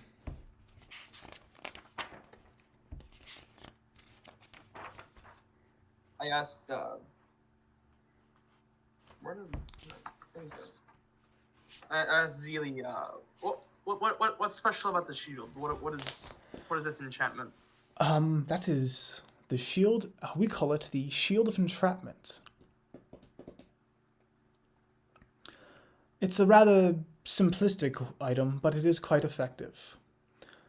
By uttering the command phrase, you're able to entrap your opponent in metal bonds. Assuming they're not able to jump out of the way, of course.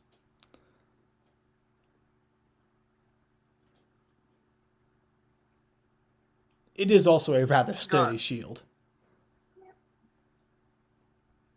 If I got the mace, the shield, and the health potions, how much would that be in total? The mace, the shield, and the health potions. That would be roughly 1,202 gold.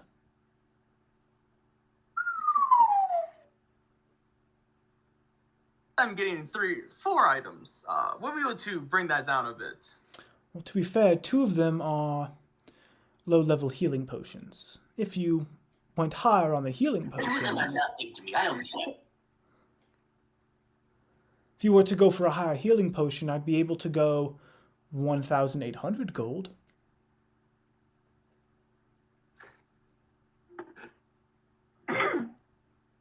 Huh. How much is the shield just by itself? Just by itself, 1,000 gold. Sheesh. It is a rather potent weapon. And we have had interest from some outside buyers. I really want that shield. I only have 787 gold pieces. Need that How low. much? Now, what if, hypothetically speaking, I give you 787 gold pieces? We are about to embark on a journey where we will slay a monster, and now we'll get more money from that. I give you the money I make, and then I specifically do a quest for your shop. Would that cover the shield? She kind of chuckles and says, "No, you and me have a very specific lineage, and you do remember that our lineage is a bit of a contractual basis, right?"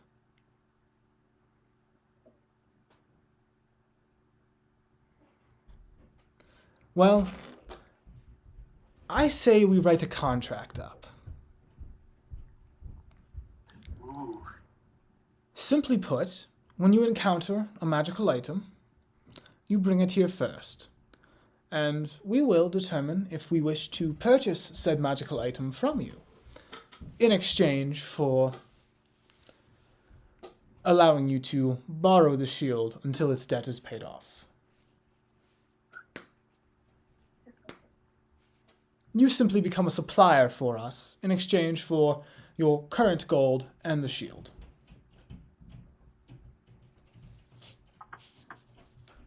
And this stipulation is only to me and not any of my other fellow compatriots. Unless they sign their name, it is just to you. Then I think that is a fair deal. Wait, Carl, that's only the shield, though. I don't care. Okay, just making sure. Just making sure. She reaches under the desk and she pulls out a pre-written contract, places it down, hands you, and holds out a quill to you.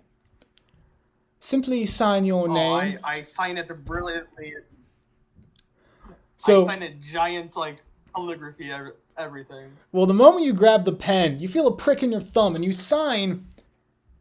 The letters are red and they seem to dry instantly. She just, you see her bites down on her thumb and smears some blood along the bottom of the contract. And much like that, Ugh, a deal is done. Now, it's a messy business. let me get that shield for you. You hear some rustling. She pulls out a stick. She pulls out a stick with a hook on it. Brings it down like a clothing store. Here you are.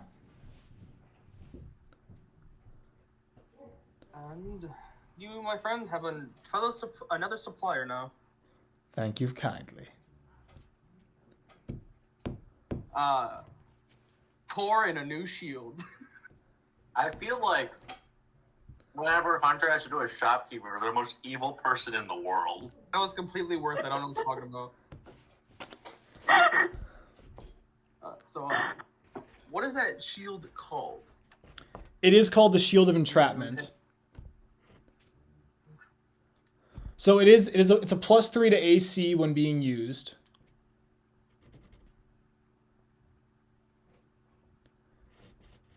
+3. It is resistant to degradation, meaning that it cannot be like dissolved by acid. Love acid. And when you can speak the command phase as a reaction. And well, first off, it has 3 charges.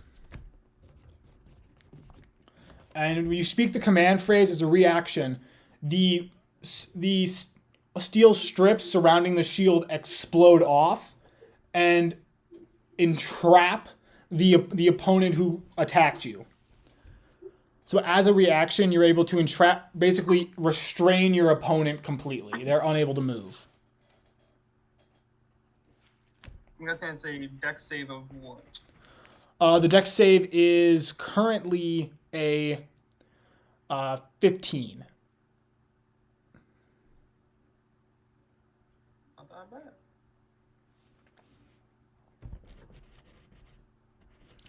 And it regains 1d4 charges at dawn.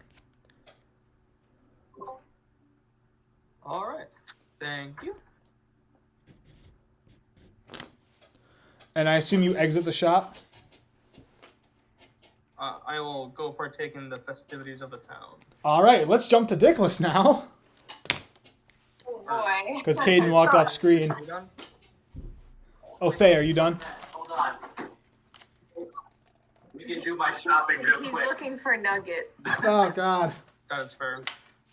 Okay, wait, all right. Jumbo's ready to do some shopping. I have work tomorrow morning.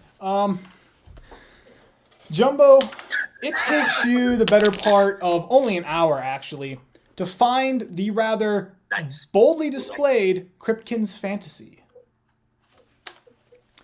It is a 2-story shop with a brilliantly designed sign stretching the entire building. Well, the windows are wide open, displaying interesting costumes and works of art. The doors are propped open, and you can hear music coming out of the store.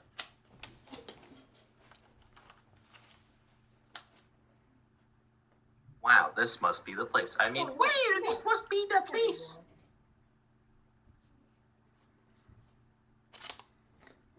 Enter store. You go inside, and you are surrounded by art materials, costumes, paintings, mirrors.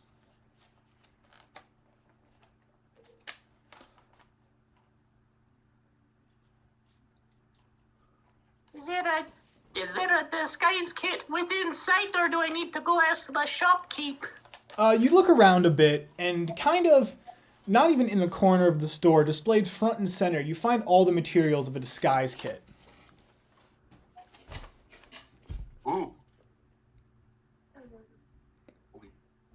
I grab a disguise kit. Grab the disguise kit, okay.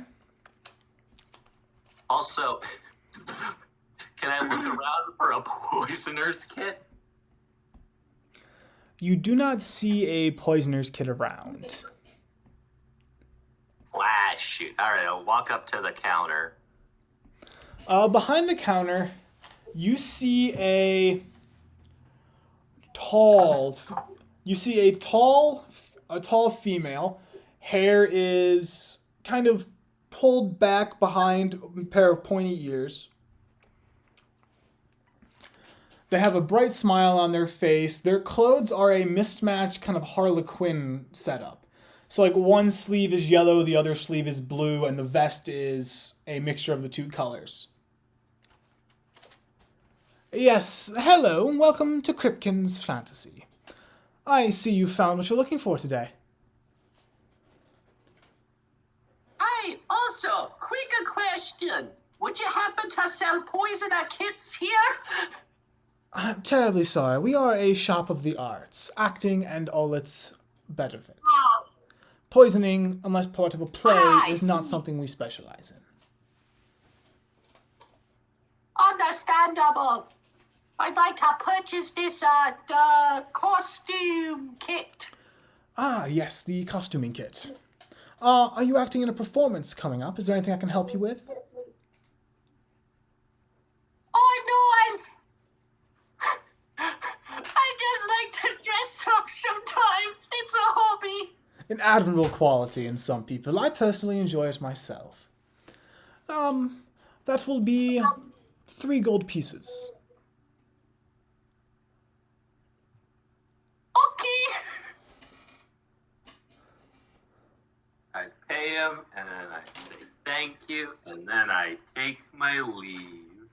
Have a pleasant day, and please return to Kripken's Fantasy at your leisure. I got to look for festivities now. I am in need of a good food. If you're looking for food, there is always the, there is the Devlos, there is the, the Devras Bakery, located about 2 streets down. Excellent pastries there. And I might suggest checking out the theater. It is located within Rosenkreis, but they are letting people in, anybody in. They're putting on an excellent performance representing the falling of Charred Cross. It is an excellent performance. I was once the lead in it too. Although, I will look into that. additionally, if you are looking for other excellent food, maybe a place for dinner, she leans in. The Tavern of Many Doors has stolen a fair amount of customers away, and for good reason. The shop owner, I'm sorry to say I'm only recommending it because I lost a bet with the shop owner that he had a better story than I did. But its food is still quite good. I'm not quite sure how they managed to do it. But have an excellent day, and make every day a pleasure. Hey! Sounds good. Now to Dickless, finally. I'm so sorry. It's so funny. So, Dickless, you enter the town festivities, and you aren't looked at as oddly as everyone else, but people are very quickly getting inebriated. There's dancing in the streets. There's things being sold. What are you exactly looking for? I think it might be fun to watch people make fools of themselves and potentially look for interesting knickknacks to collect, like my 4 robes, things of that nature that are just interesting. My little mechanical men. All right, go ahead and roll me a perception check. Perception? Yes. Okay. Oh, my back. Why? Ever had your lower back cramp up? Ever had your lower back cramp up? It's a 9. That is not a fun time. Oh, not at all. With a 9, it's not hard to see stupid people doing stupid things. You see some stuff being sold on the side of the street. None of it's too eye-popping to you. It's all kind of like colorful rocks, interesting stones, things that make noise. On the topic of stupid people doing stupid things, you have drunk people basically trying to dance in the street, which ends up with more people on the ground than the few fights you see break out. You see people on the side of the street selling steins of beer, and they're selling out quick. You see various peddlers' carts being moved around. You do spot some interesting small works of art. It's it's stones that are flat, but engraved into the stones are almost miniature depictions of battles and dragons.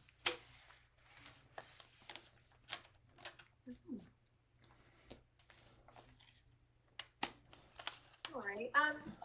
What are the things that make noise? The things that make noise, they're basically like wooden clackers. You do this with them and they spin back and forth and hit each other. They're children's toys. All right. Very good. I think I'm just gonna keep walking because I don't think anything is really interesting me. You continue walking around, and you're able to see these very interesting. These are actually interesting. There are these tapestries strung between buildings that depict the same kind of dragon with an arrow in its head, but in much deeper detail. Like the work and sewing the tapestry is a much higher level than seen before. You do eventually... Go ahead and roll me another perception check. All right. Here's that. Oh, that's an 11. You do notice some rather... You notice some members of the Inquisition walking around guarding a wagon that's being pulled through the town towards the docks. Inside the wagon, you see some halflings, and you can see some rather larger men covered in like soot and stuff sitting in the back, smirking to each other and gesturing at people.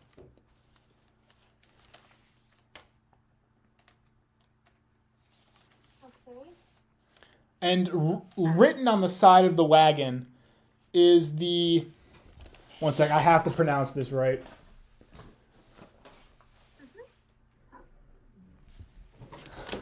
Written on the side of the wagon is Lofric.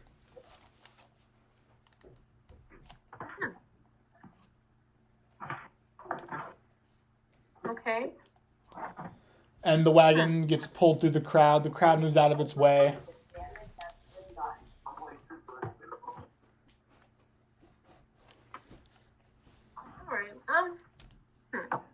I'm going to ask someone in the crowd, like the nearest person to me, what everyone's celebrating today. The person is somewhat sober and actually able to respond to you. Person looks up at you, doesn't seem too surprised by you, and they're kind of dressed sloppily. It's Asimcray Day. They're one of the 12 founding families, and every year, the 12 founders get a day dedicated in their honor. For us, it's an excuse to get off work, get drunk, and have fun. But, yeah. Oh, thank you. That was very informative. Happy to be of assistance. He kind of stumbles off into the crowd. Somewhat drunk, yeah.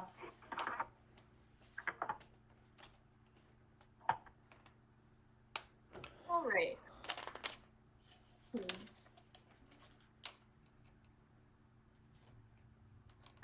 I can't think of much else to do. So you're gonna try and meet up with everybody else? Sure, I'll try to look for them. It takes you about 2.5 hours. But you eventually find everybody else. Well, first you find Jumbo, more so by accident than anything else. Then you stumble into Zephyrin and Faye, Zephyrin bearing a new shield on his back. At this point, you guys have reached you've reached far into the afternoon, and the sun is beginning to go down. And as the sun kind of sets behind the walls of the city, there's a sound, like this loud booming sound. And you hear something scream into the sky. And then there's an explosion of color in the sky. Oh, it's a firework. Okay. And very quickly, more explosions sound off, and the sky is filled with colors. Orange, red, greens fill the sky, all matching the colors seen on the tapestries depicting the dragon and the arrow. This goes on for 45 minutes almost, before there's one final shot into the sky, and a massive explosion of bright blue fills the air. The town is now roaring with music and laughter. The bars are in full swing. You can even see some members, you can see some Inquisition members kind of like looking up, and you see them switching off posts, taking their cloaks off and joining into the party.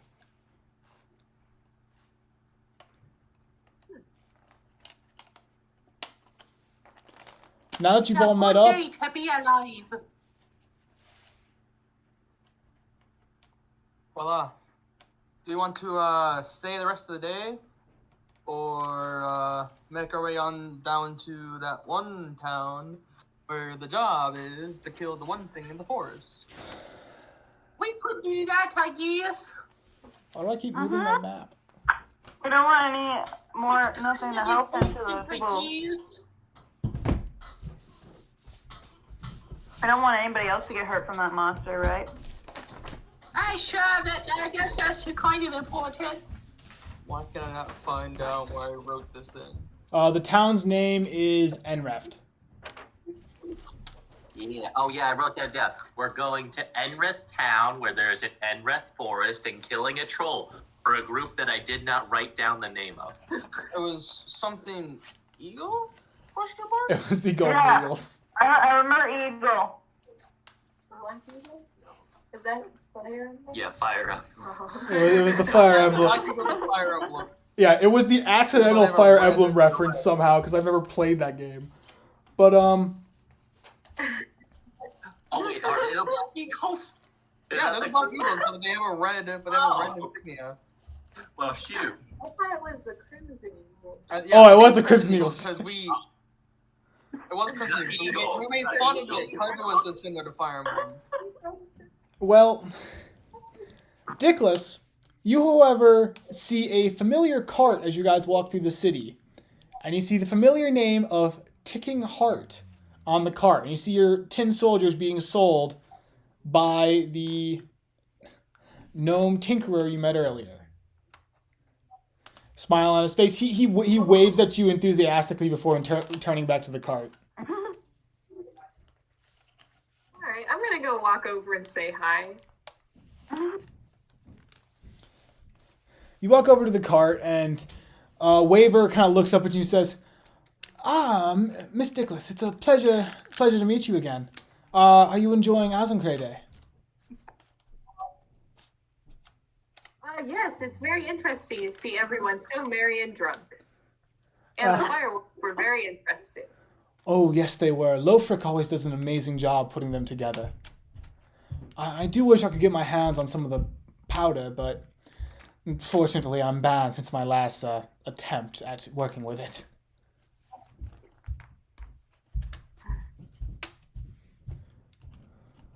How has the tin soldiers been holding up? Pretty good. They've been sitting around in my bag pretty well.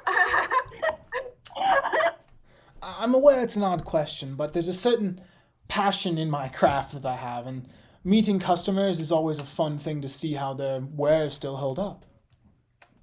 I'm quite sorry for picking you out of a crowd. It's just I enjoy meeting people.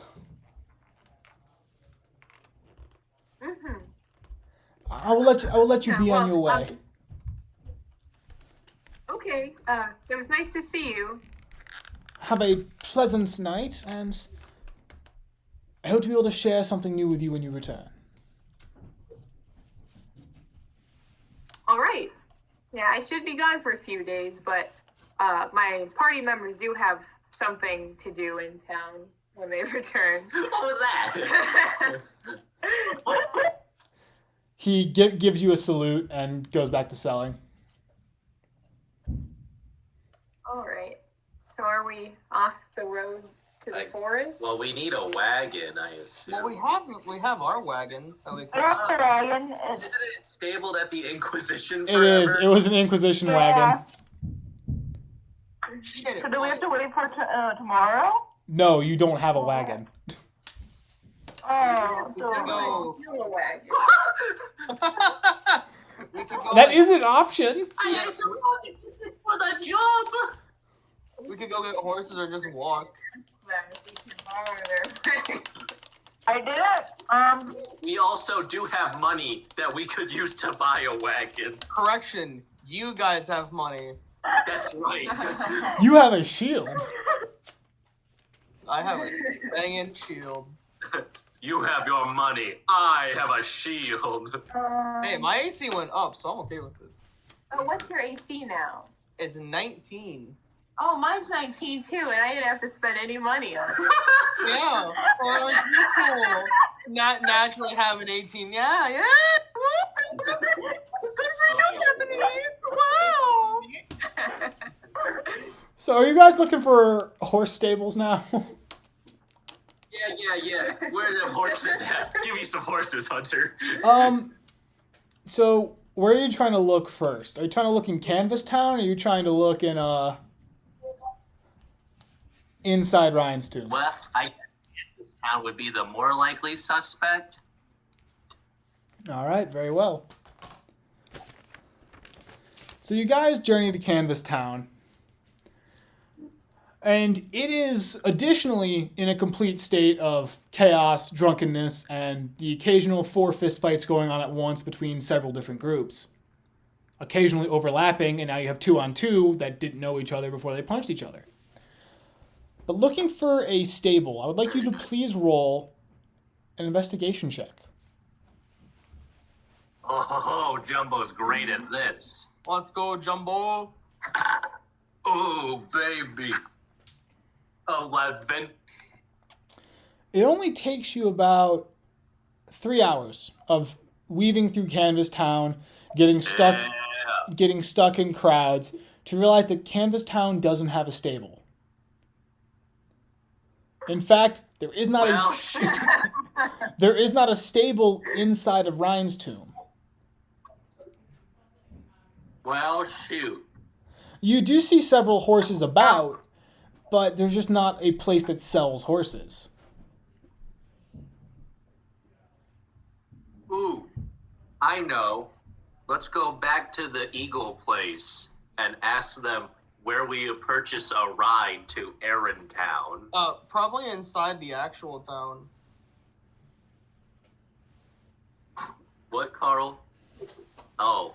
There might be stables inside the actual city. Oh, I thought Hunter said there wasn't any. There weren't. In Canvas Town. No, there's no okay. stables inside of Ryan's Whoops. tomb either. What? Oh, that's boosted. Ryan's tomb is a merchant city. That's the thing. If you have a horse, you bought it somewhere else and brought it there. And any stables don't sell, they just hold horses for people. Well, shoot. Do we want to buy a tent and then start walking? You should own a tent. Yeah, plus I have one of my explorers packs. Oh, I have a burglar pack. Or something like that. I had. It's been too long. I've used up all the rope. So I had to buy new. Don't worry, you have more rope now. Yeah, and more ball bearings. But you guys are heading Now to, trucks. what was it again, the Crimson Eagles? We changed the name up like 4 times, listening to you guys talk about Fire Emblem. The Crimson Eagles. So the Crimson Ask Eagles, for directions at least. the tent is completely dark, but you can hear something moving about inside. Like the scritch of a quill on paper.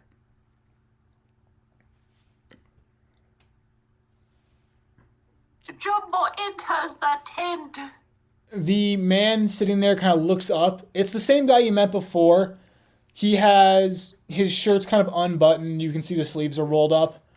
Ah, I believe it is Mr. Jumbo, correct? I was looking into the errand forest boy. Enreft Forest job. What can I assist you with? Information-wise, of course. Your compensation is due after the job. Directions there and a possible transportation. Otherwise, we'll just have no luggage, I assume. Well, directions are quite simple. You are going to follow the road. There's 2 roads that leave Canvas Town. You're going to follow the road that heads sort of to the west. Follow the road that heads west. There's a road that heads straight south, a road that heads southwest. Follow the road southwest. you will come to a designed split in the road. There, you will simply take the path that heads north, technically northwest, and you will end up in Enreft relatively safely. For transportation, Okay. you see him kind of tapping his fingers. How good are you at haggling? Well, I've got compatriots who are better, at least. Your best bet would be to head to the Tavern of Many Doors. The owner will have horses realistically, and if not, somebody in there is probably drunk enough to be willing to sell you them. Ooh. I thank you very much, sir. Have an excellent day. All right. It's time for the Tavern of Too Many Doors. Just Many Doors. I spent so much time designing this, I'm kind of forcing you all to feel bad. Anyway, There's a lot of doors. What can I say? you guys walk to the Tavern of Many Doors. It still looks about how I've described it the last 3 times.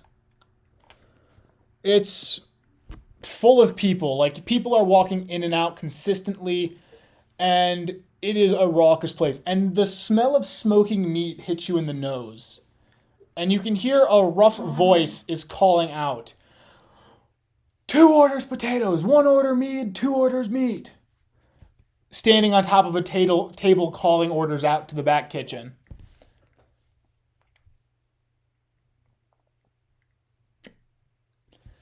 Well, I guess we approach the tavern keep person, right?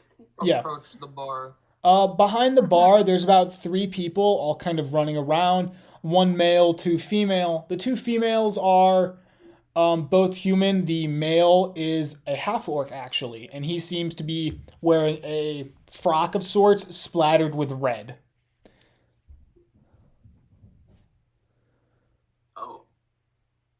Neat. One of the females gets up to you first. Ah, yes, welcome to the Tavern of Many Doors. How can I assist you?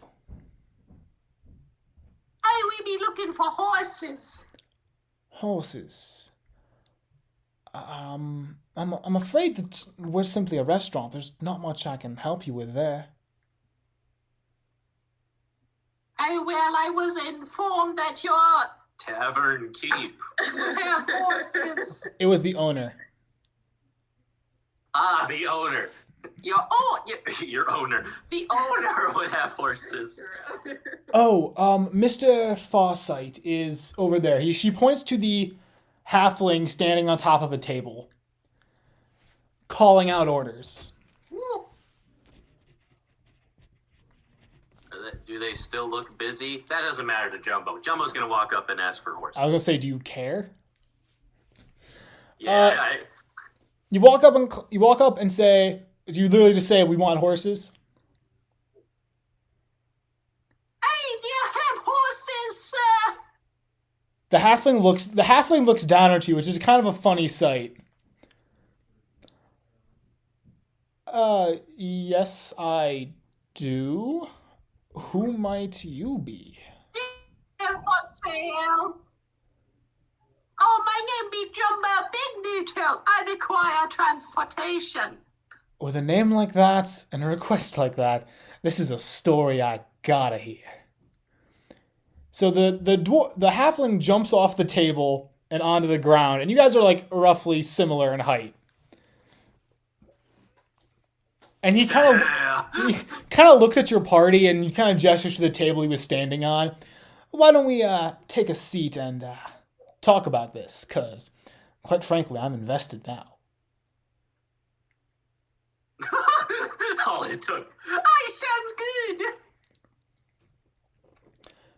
So, you all coming here to my hearty tavern abode, looking for horses of all things. Hey, What makes you think that I have horses?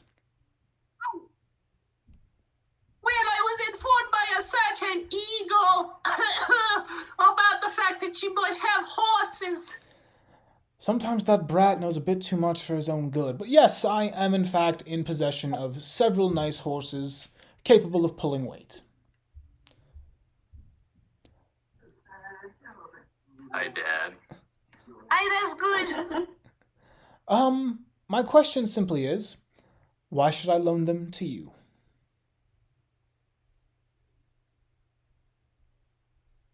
Well, I could give you a pretty penny. Do I really look? He kind of gestures around the bar, and he smiles. He has a golden tooth. Do I really look like a man who's in the desperate need of money in this current moment? Jumbo's out of his element here.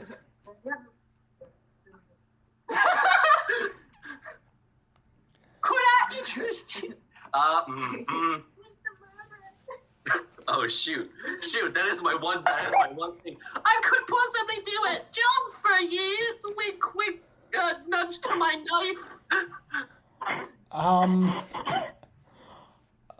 I have a better option for you. Yeah, you're gonna be arrested. I don't need a killer yet. We'll keep you in mind, though. What I am looking for... you. This is the Tavern of Many Doors. Many doors, many countries, many possibilities, many tales. I simply want you...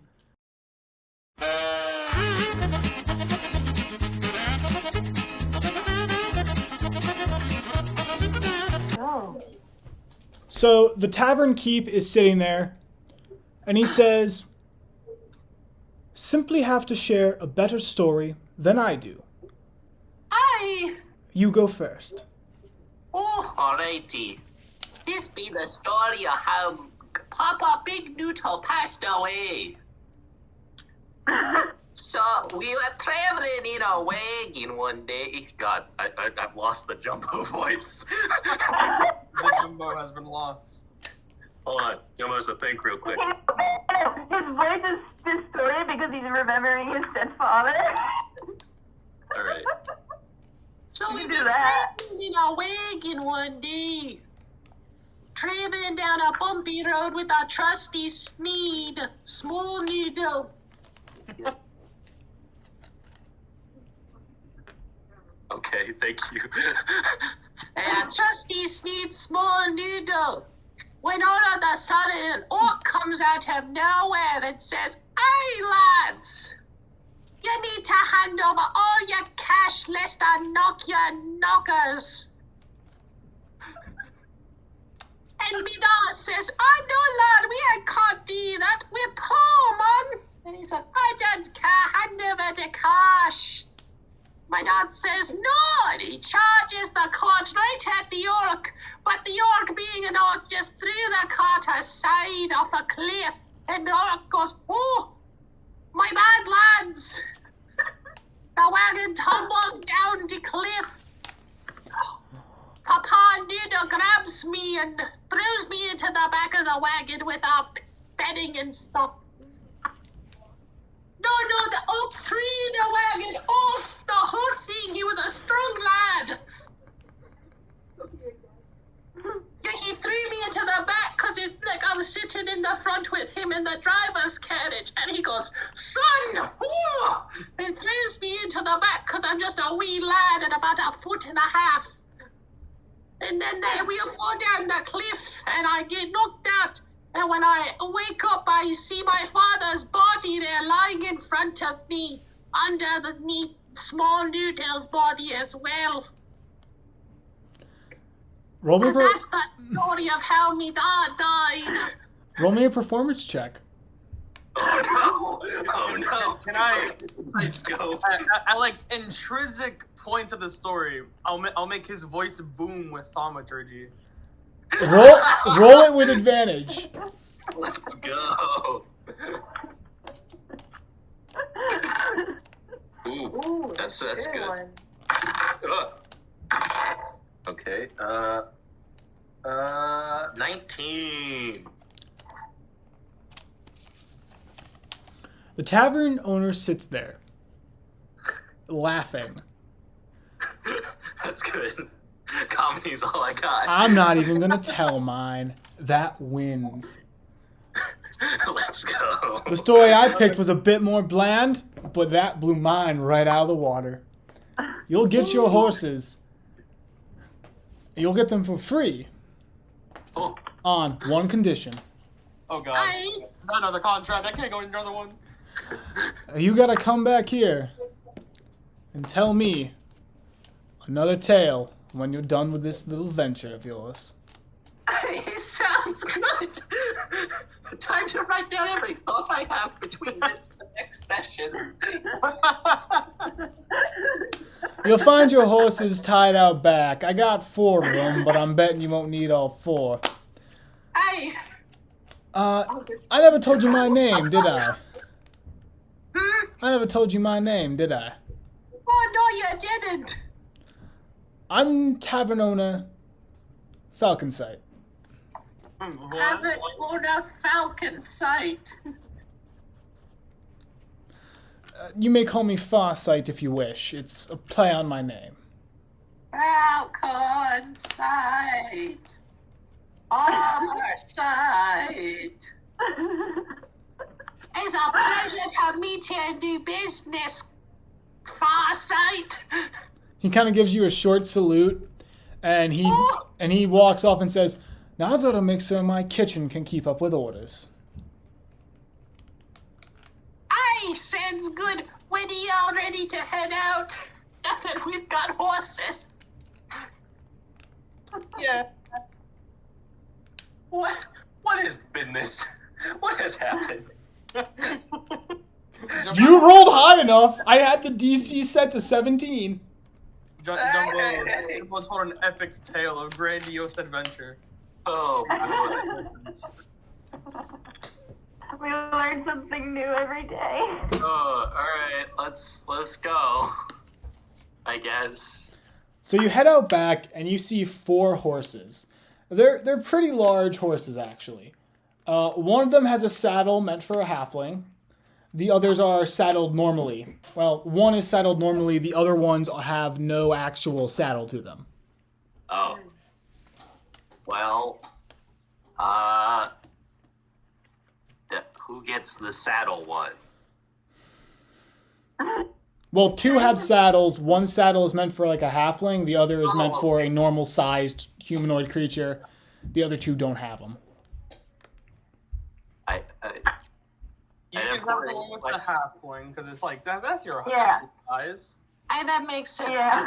An important question for Dickless. Can a horse even support Dickless? If a horse could support King James VII of England. Yeah, Dickless is happy to run alongside. I was gonna say, roll me a nature check to see if you can figure this out. Ooh, Jumbo will do his best. Oh God. Unless someone wants to for Jumbo. Trying to figure it out. Everyone can try to figure it Everyone will ponder. Hang on. Oh, that's not very good for the horse.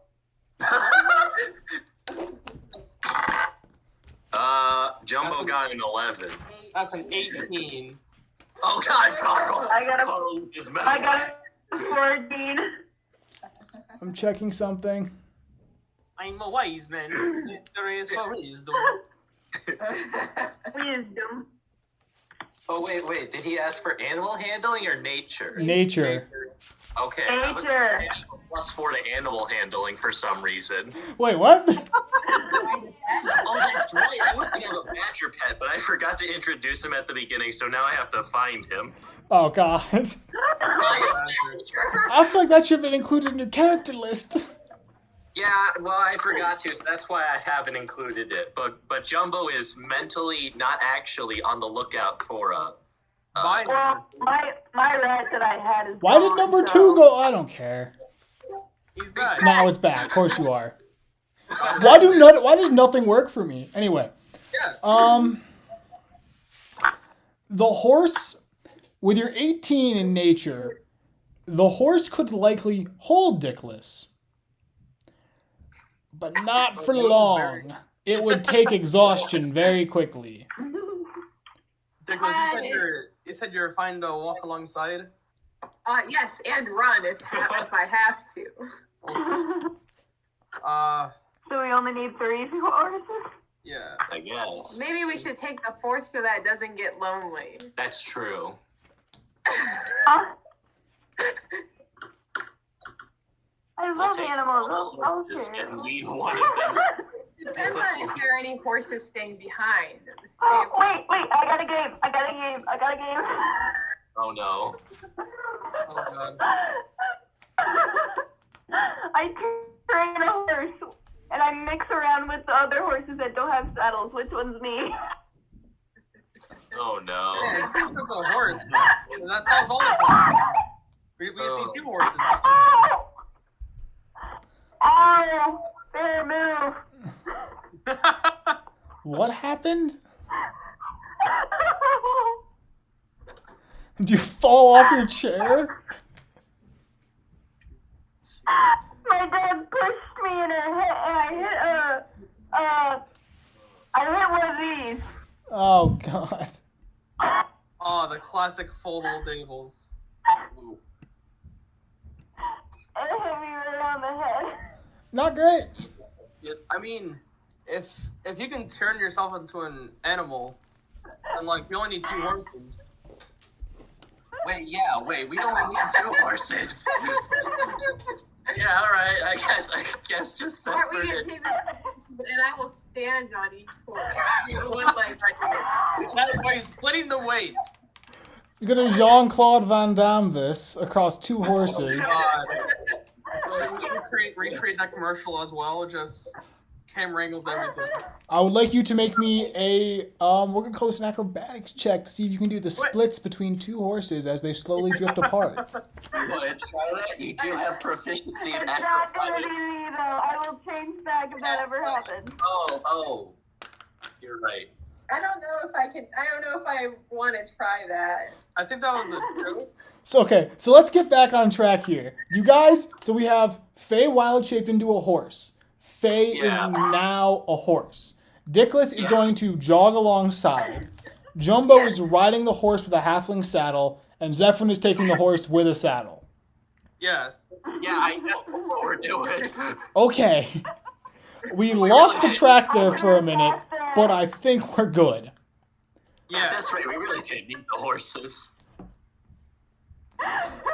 Okay, so you guys take off now. Yep. I was trying to say this. What happened? You like the good, the bad, and the ugly plane as we ride off into the distance. I feel like Dumb Dumber and Common Sense is probably a better one. Yeah. Where'd my map go? Is Faye a better horse that Dickless can ride? I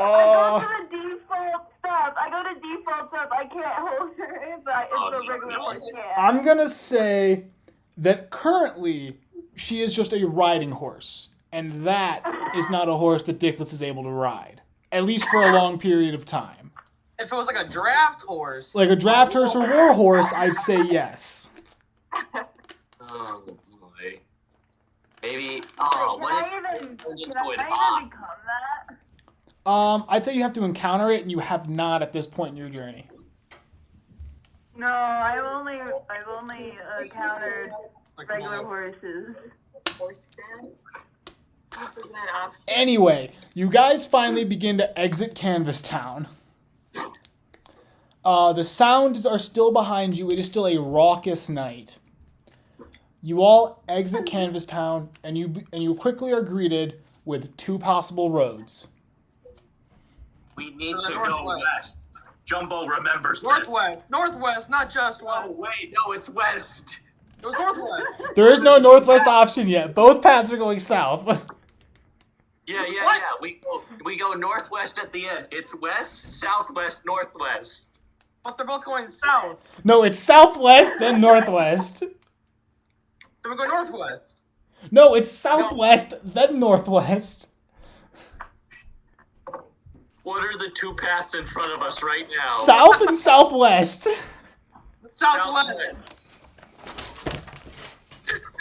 I'm so happy I'm a horse and I don't even argue. The 2 paths currently in front of you are these 2. Northwest. Northwest is here! Ah! That's later. Where we go southwest. We go southwest. West. We go the correct direction according to the map. Will someone please roll me a d20? Sure. Oh, Carl, do it. 14. 14. I think I broke my mouse. God. My dice landed on my mouse. Oh, beer. Will someone please roll me then a d4?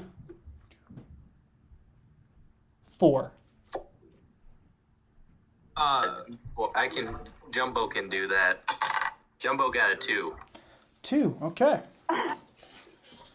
So as you guys are driving along, Oh God. Back. I left my black stripey over here. Shit. You guys come to a bridge that's about 15 feet wide.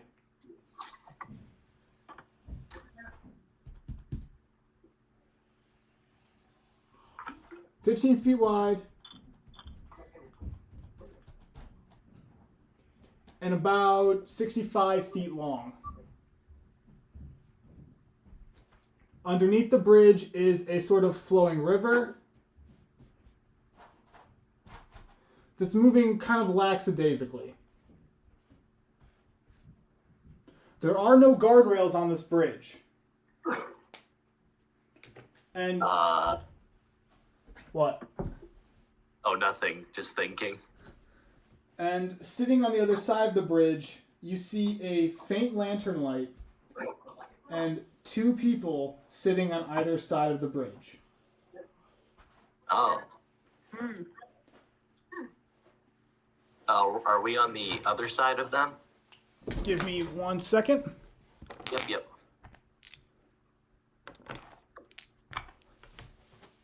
All right. D12, Dickless. D8, Zephyrin. D4, Jumbo. D6, Faye. I'm going to say the 2 real horses are in front. The fake horse is here. And Dickless is there. Fake course. I skipped that one. You take 10 points of psychic damage. All right. Down to 7. I'm joking. Okay. I was ready to do it. Wait, what's your max health? 17. Jesus. How did you roll to level up? How That's poorly harder did you than roll? mine. Well, I rolled a d8 and got a 3. Oh, God. What's your con modifier? 2. Oh, do I add that in addition? Yes. Yeah. Oh, whoops. Yeah, 19. Yeah. It's a bit better. Did you add that when you leveled up for level 2 as well? I don't remember. And add another 2. Just add another 2. Add 4, so you got 21. Okay, I guess I'm at 21 then. Which is better. Anyway, but as you guys reach the end of the bridge, one of the 2 figures stands up. They're dressed in a sort of loose kind of jacket with a red band tied around one arm. They're carrying a spear, and they call out, "Who goes to cross our bridge?" A Jumbo Big Noodle. And who are you to say this is your bridge? The people who own the bridge. I need some identification for that then. Well, I need some identification. That you need identification. I like point to my mace. This good enough? He kind of picks his spear up.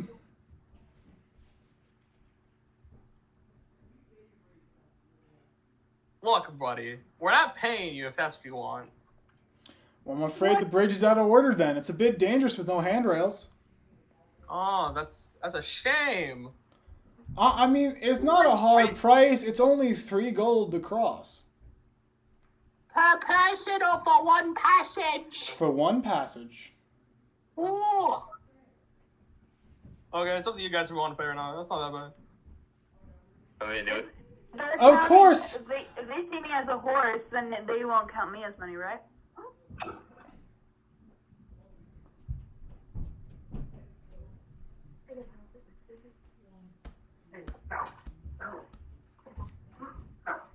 So will you all be paying, or should we just go back to enjoying our nights?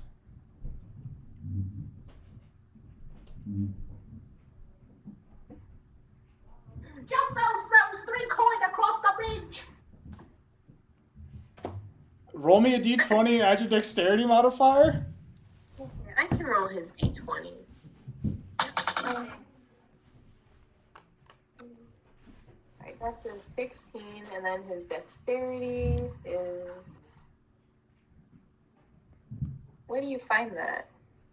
I don't... What's his dex modifier? So, like, what's his dex number and then the plus that's associated? So, Oh my god, it was right in front of me. Okay, that's a 19. So with a 19, he manages to throw the coins from about here to here. Just a handful of 3 coins from the back of a horse. They clink to the ground there. You see the man with the spear kind of walk over and slowly bend over. 1.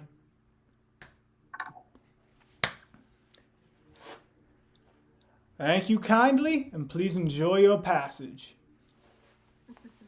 I thank you. And as you guys cross the bridge, please roll me a perception check. You all have dark vision, don't you? I don't Everyone know if I do. ridiculous. Yeah. Anymore. I don't anymore. So 2 of you roll with disadvantage. Oh God, that's a.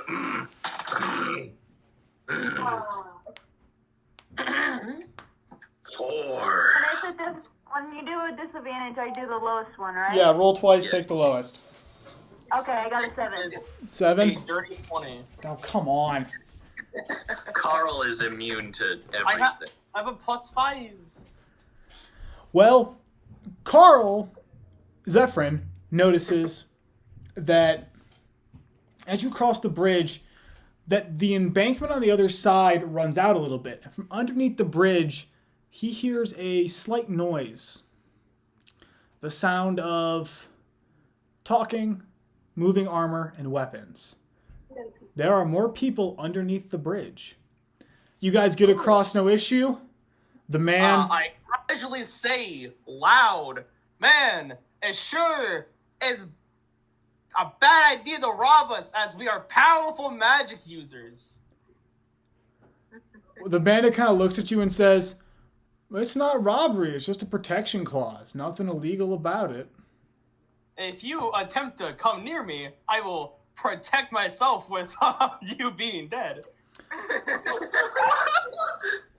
The man with the spear looks really unimpressed, but he's kind of just sitting there and says, you paid to cross the bridge, it's bad business to attack you. And stay away. I'm not doing What anything. about the people under the bridge? We gotta rotate shifts. It's hard to camp out here when it gets rainy. Best place is under the bridge. I think it's time to Inside Jack! time to go. All right. I have Going to. through the trouble, sir. We're leaving you now. 21! Wait, no, 22. What's happening? Actually telling the truth. Okay. They were never gonna ambush you. They just have multiple men under the bridge because it's an easy place to That's just hide. weird. I'm just like kept on the side. But on your side, I thought there were pieces as well. First to him. What? Why would they have guards under the bridge? That's a thief thing. It's for the trolls. The trolls come up out of the water. Them water trolls.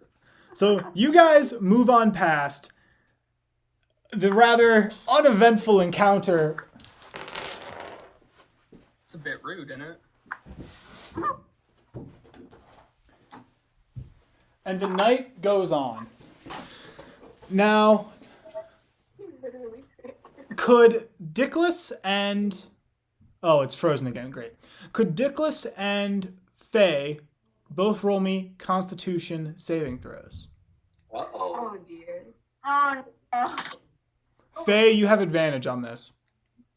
Because you're. Oh, I do? Oh, wait, I need to do it on the floor. Sorry, Roll what? with the health constitution. 14. With the horse's constitution. Yeah, you'll use the horse's Constitution, which I believe is actually decent. It's a +1. It's a +1. So I got 19. A I got 19. 19. Both those are high enough. You do not suffer. You do not suffer any exhaustion so far. A robot, basically. Yeah. You guys continue on a decent pace into the night, still working your way down the southwest road. Oh, we should probably stop and like make camp. Do we really need to? How does horse 1 and horse 2 look? I mean, I'm getting tired. Oh, okay, never mind then. All right, so you guys, great, this guy's back. You guys make your way down the road, continuing. You guys are looking for a place to stop now, right? Yeah. It's like a little clearer off to the side will do. Okay. I'll say that it's not hard to see. You do find a clearing off to the side. Relatively safe, clear of all issues. Peaceful, even. So we are taking a break? Yeah. Hey, I turn back into a human or a half elf. I turn back. I don't need to be in horse form for that. Get the long You rest. just rest as a horse, that's fine. Next, I should just go to a weasel again and just rip around one of your guys' necks, and I don't need to walk. So you guys set up camp for the night. It's a clear night, stars in the sky. You all are going to sleep then, right? How are you going to do watches? I'll do first watch. First watch to Zephyrin. Dumbo will take second, I guess. So Zephyrin, Dumbo, Dumbo. Okay. Jumbo. Also an accurate name. He's got a 7 intelligence. The poor boy ain't that smart. The poor laddie ain't that brick in the head. I am happy to take rest the entire night. hey, Also, I don't need to watch today. So Zephyrin, Jumbo, Faye. Hey! See, All right. Well, you guys set up camp. Do you build a fire or anything? Do we? Is it cold enough that we should build fire or no? It's relatively warm out. It's just dark. Alright, we're good. All right. I'll start I'll pick up like a stick and light the end for like a torch. Okay, yeah, that works. I can actually use driven craft for that. So as Driven craft is like flowers. You can't really make like a stick. I thought, I can do a candle. I can flame a candle. Oh, well. So if you give me a torch, I can make flames on the torch, and you can just put it on all of the. I did my research on this. Okay, we really I'll don't need just pick fire. up a stick and just like lighten the end with thaumaturgy. I mean, we don't need fire if it's Okay. warm because 3 of us have dark vision, and the 3 of us are going. Oh wait, yeah, never mind then. Why you guys always insist on watch when I can literally watch and kind of all right. sleep. So the first watch happens. Zephyrin, roll me a perception check. Oh, that's a 20. I think it's good. I think he saw everything. All right. So the night around you is calm. You can hear things moving through the forest, but nothing seems to be coming towards you. You're a little bit off the road, and later at the night, you do see a wagon kind of push past you at a rather brisk pace. They don't really acknowledge you, and the one person on the wagon doesn't seem to look at you in any way. They just kind of move by. There's no lantern on the wagon. It's completely dark. That's sketchy. A ghost wagon. But other than that, nothing happens on your watch. All right. Time passes, stars drag on. Jumbo is awoken for his watch.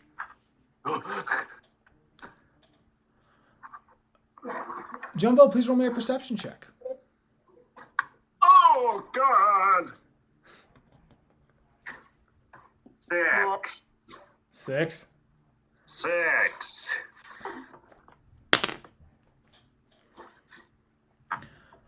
I gotta roll for something. Motherfucker. Welp, there's a sound in the woods that you're kind of very quickly able to hear. It's a hooting noise, followed by a screech. And from the line of a forest, there bursts a deer running right through your camp. Is it like running into the tents or anything? It runs like between that? the not temps, crosses the road and continues to run. Another deer. Another deer. You begin to hear these footfalls. I would like to rouse my party members. At this point, have I just woken up from the noise? I'll say yes. Jumbo rouses the rest of the party members. Because with a natural 1 on stealth, this thing ain't quiet. Oh. Interesting. And as you manage to wake everybody, through the forest breaks this furred creature, a beak protruding from its face, large black beady eyes, staring out, looking at your campsite. This thing is right on the edge of your camp. Roll initiative. God, is this the weird griffin thing that was reported sightings or No. something? Roll initiative. Roll initiative. Oh boy. That's a 22. 25 to 20. Oh, wow. 22. Ooh, ooh. Yeah. 20 to 15. Really? 15 to 10. 11. 14. Sorry, what, Faith? 14.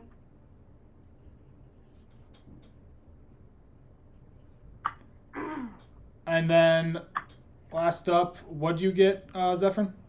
A natural 1 for a 3. All right, Jumbo, first up. Do you guys want a battle map for this? I mean, do I we? think it's pretty self-explanatory. Yeah. It's us away from big thing. Well, no, this thing's in your campsite already. It's It's about like a circular clearing, or like crush and save clearing with us at one end and at the other. well, no, it's in your campsite. You guys were set up maybe only 15 feet from the forest. This thing covered that, chasing the deer. So it's about 15 feet from Jumbo currently. Is it like looking at us? Do I got sneakiness advantage or no? It's currently looking at all of you. You can try to hide from it as well. You can move and then hide from it to kind of disappear. So we can hide in a tent and wouldn't care about us? Well, it Yeah, would care, move, but it right? wouldn't be able to see you. Sorry, what? Right, I'm going first, right? Yes, you are up first. Okay, so because I have decided to go down the assassin route, because I'm 3rd level, I have access to assassinate, which gives me advantage on any creature that hasn't taken a turn yet.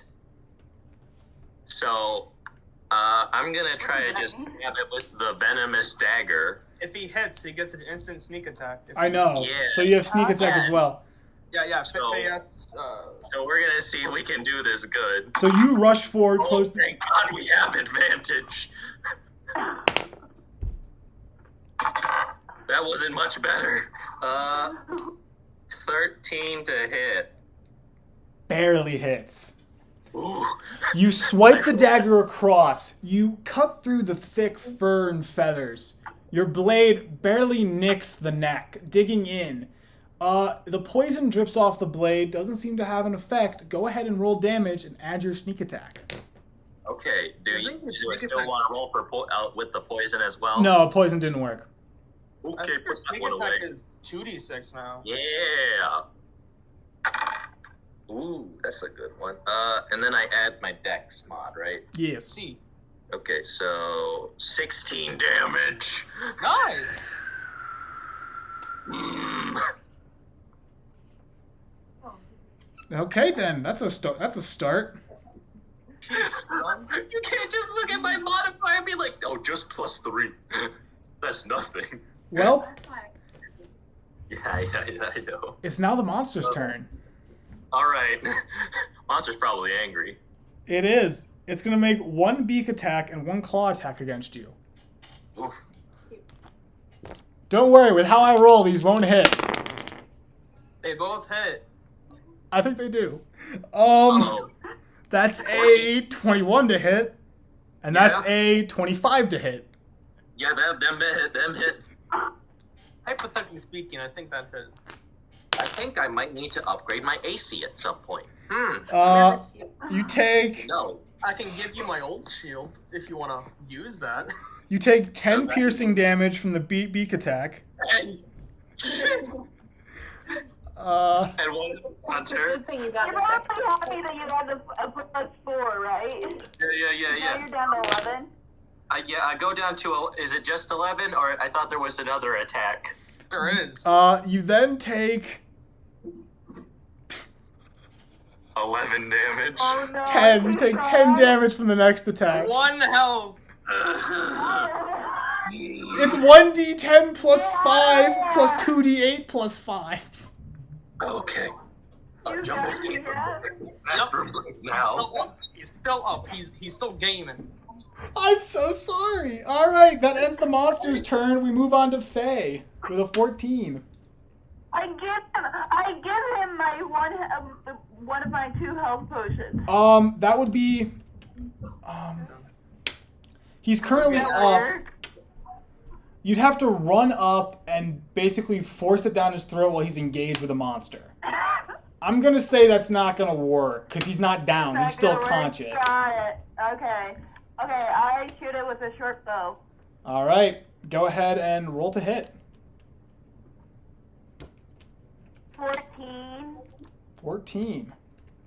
14 will hit. Your arrow flies straight and through and finds its way through the feathers and fur. Through the fire and the flames we carry on. I know. I said through the feathers and the fur. I'm like, it's in my head now.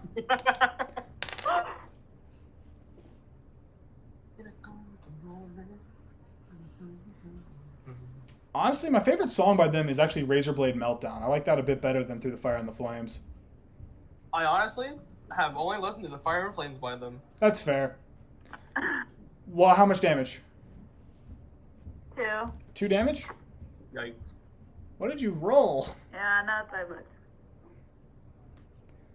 Oh, would you like to move at all?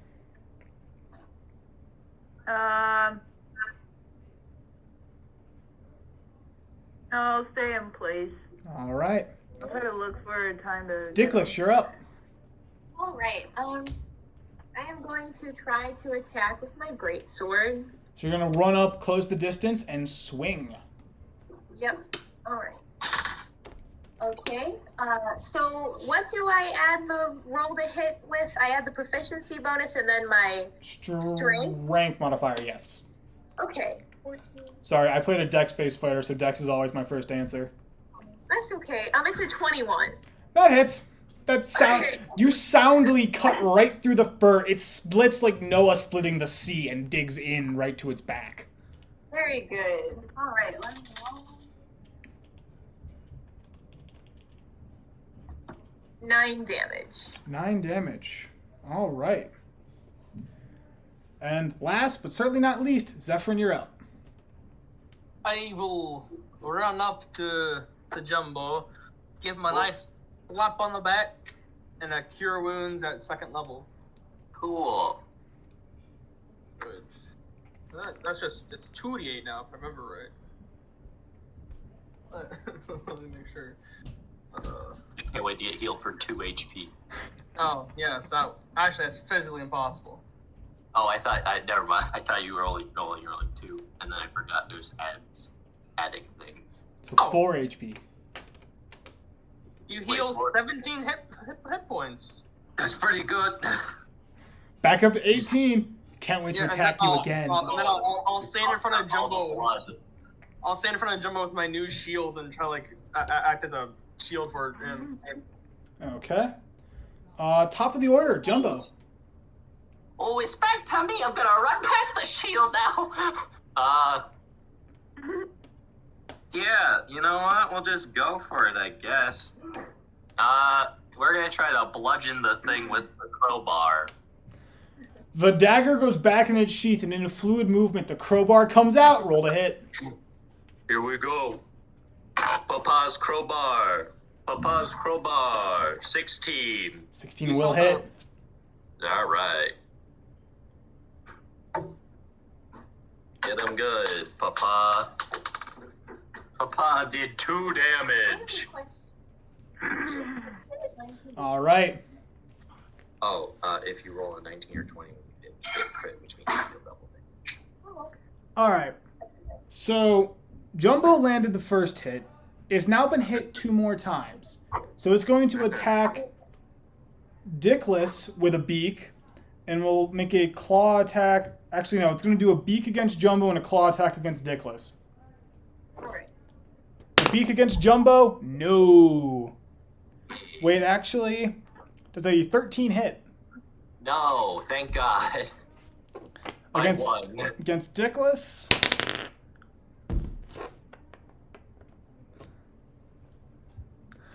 As it goes to swipe at Dickless with its claw, it loses its balance and falls prone. Oh. Because I rolled a natural 1. Oh, I did that too, but I had advantage. That will end its turn. It is currently prone. All melee attacks will have advantage. Faye, you're up.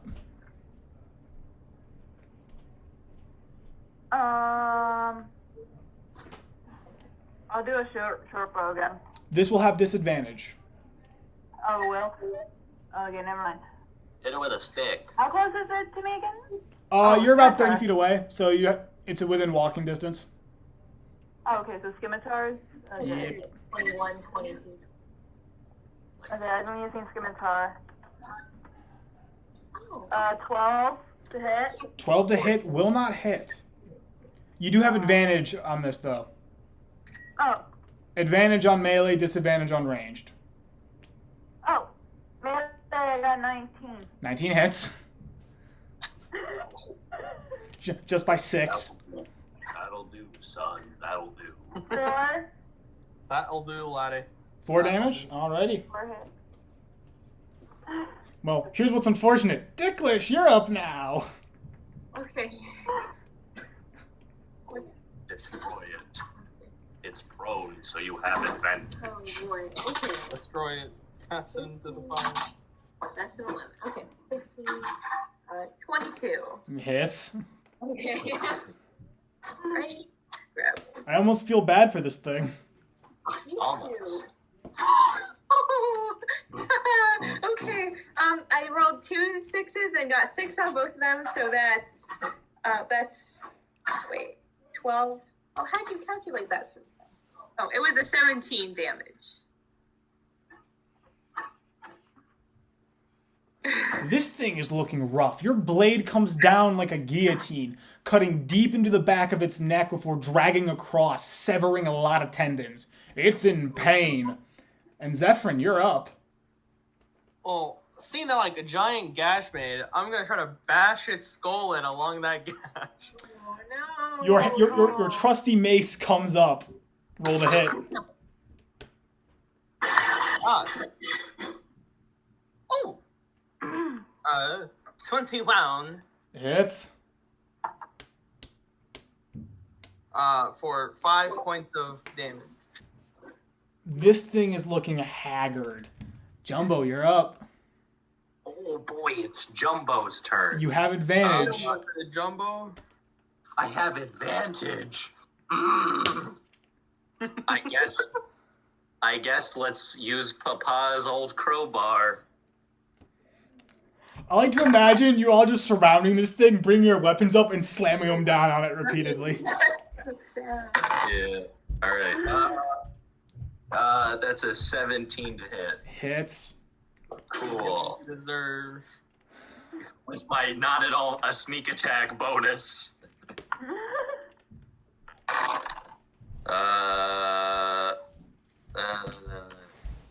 10 damage. You bring down your crowbar, and with perfect accuracy, you nail the spot between its eyes. There's a crack. And it goes still. Well, that's good. That is your fault. Why do you keep getting all the kills? I don't know. Not fair. It's because I keep dying all the Does time. he keeps hitting them at the end. We need to start a tally of Jumbo kills to Jumbo deaths. Oh, don't worry. One. Currently, we're 1 kill to deaths. The creature in front of you lays slain on the ground, and Faye, you're now able to recognize the creature given your background. This is an owl bear. Oh. It was a Oh. screech. Put it in and it's screech. I want some owlbear feathers. Get plucking. What's an owl bear? Go ahead and roll me just a nature check. So, it's a bear, but with an owl's face. Believed to be the experiments of some ancient wizards or archfey trickery. So for 23 due to a natural 20. you managed to pluck all the feathers in an efficient manner, taking only about 11 minutes to pluck the body free of feathers. Feathers that haven't been cut with a sword, bludgeoned with a crowbar, or hit by an arrow, that is. I take what I get. How many? You get about, I'm gonna say 35 feathers. You would have more, but the other ones are stained with blood, have been cleaved by a great sword, or destroyed by an arrow. I kind of want to add them to my armor, make it look kind of cool. Does someone have glue? I'll talk to that smith or worker in town. But you guys return to sleep for the night? Yeah, that sounds good. Ooh. Man, number two's internet really acting up, isn't it? It really is. Uh-huh. You guys return to sleep, and this time, Faye picks up the watch. Yay. Roll me a perception check. I can't wait for something else to happen. Suddenly, Tarask. Ah, Times. 12. Nothing much else happens in the night. You hear things moving in the woods. You hear a bat fly overhead. Nothing else happens. And the night ends. Morning comes about. You all are as well rested as you can be. huggy. Your horses are still tied about, remarkably well behaved.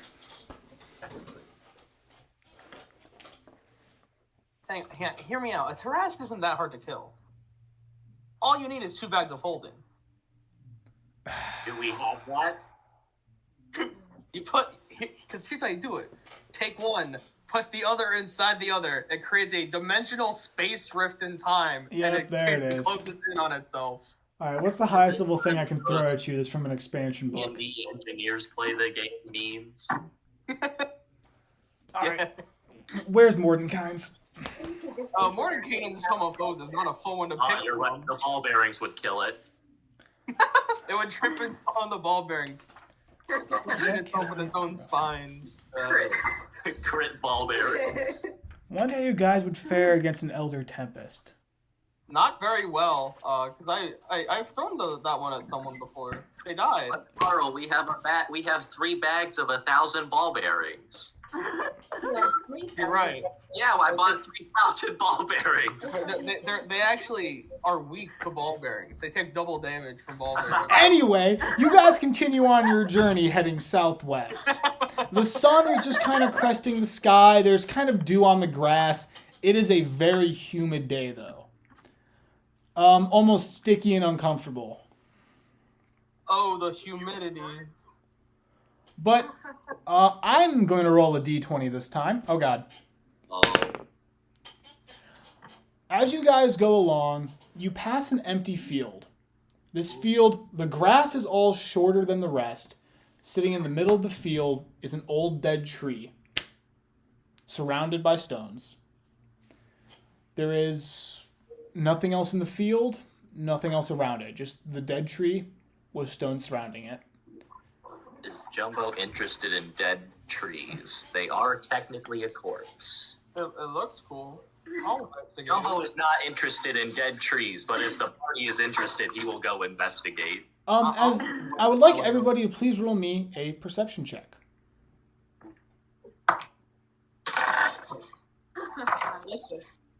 22. 22. 7. What'd you two get? 4. 5. Only Zephyr notices Of course he does. as the 22 as the sun shines down, there's almost the faint outline of a person that appears as the sun passes through the dead branches of the tree. The faint outline of a person appears. It says gone as soon as you see it. There was something there. Eyes of the grave, real quick. What exactly does that do? Undead within 60 feet of me. I I know where they are. need to check the lettering on this. I'm gonna get real specific here. Yes. There we go. There is an undead within 60 feet of you. It seems to be emanating from within the tree. I'm gonna say a quick prayer, and then I'm gonna say, hey, maybe we should get out of here. The tree's an old grave. We don't want to disturb it.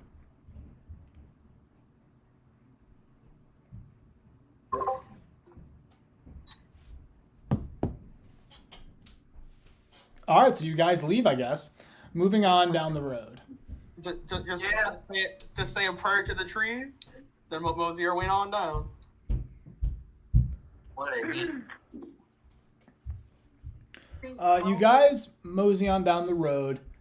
Takes you another about 4 or 5 hours of moseying.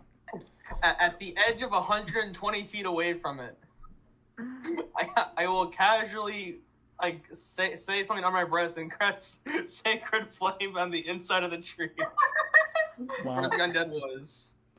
Okay. Why not? I don't know. This might end up turning. I need to check the range on something. I think it's 120 feet. It might be. Nope, 60. it's not that I'm checking the range of. Aren't you? Is it a banshee's wail? Maybe. Then never mind. I retract my statement. That can instantly kill us. I'm aware. Jumbo's already faced it before. He can do it again. Okay, so you cast Sacred Flame. And as you cast Sacred Flame, the tree is bathed in this holy radiance for a brief second. And all around the tree, you see, about 30 feet around this tree, you just see the grass wither, turning completely black. And the tree shakes, its branches contort, and you see the roots swell out of the ground, moving the stones for a brief second before calming down. Faint smoke rises from the tree, and it stills. Zephyr, what in God's name did you do? Run. Did it succeed on the saving throw? Oh no, it failed. Oh shit. Does the damage go up at level 3 or is it level 5 that I'm thinking of? Give me a second.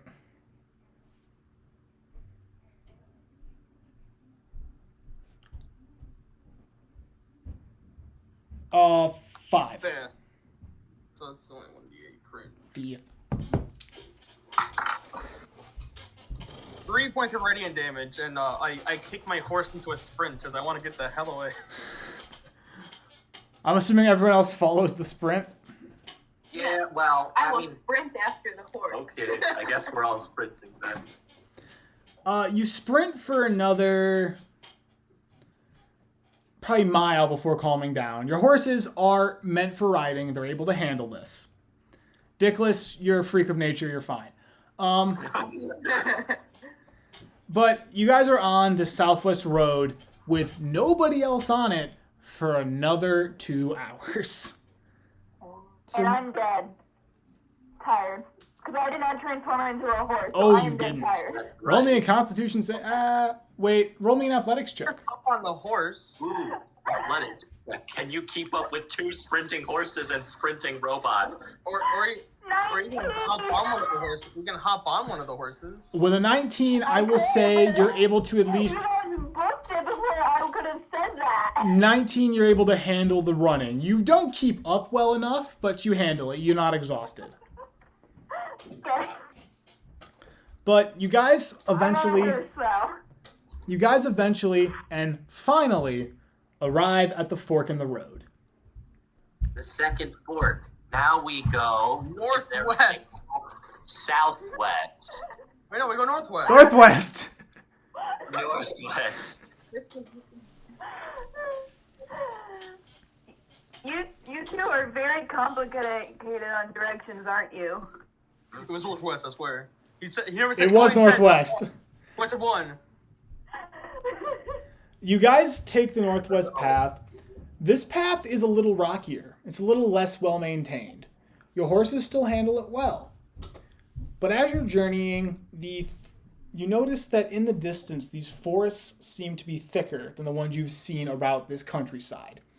You seem to be approaching the thick wooded forests that make up the other half of Ezelrose. From here, oh great, it's completely frozen again. There we go. From here onward is a thick forest. Very dark and full of many, many secrets. It grows closer in view over the miles and miles and miles you ride. Would somebody like to roll me a d20? Sure. 9. Oh.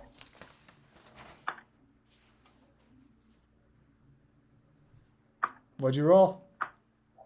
9. 9. What?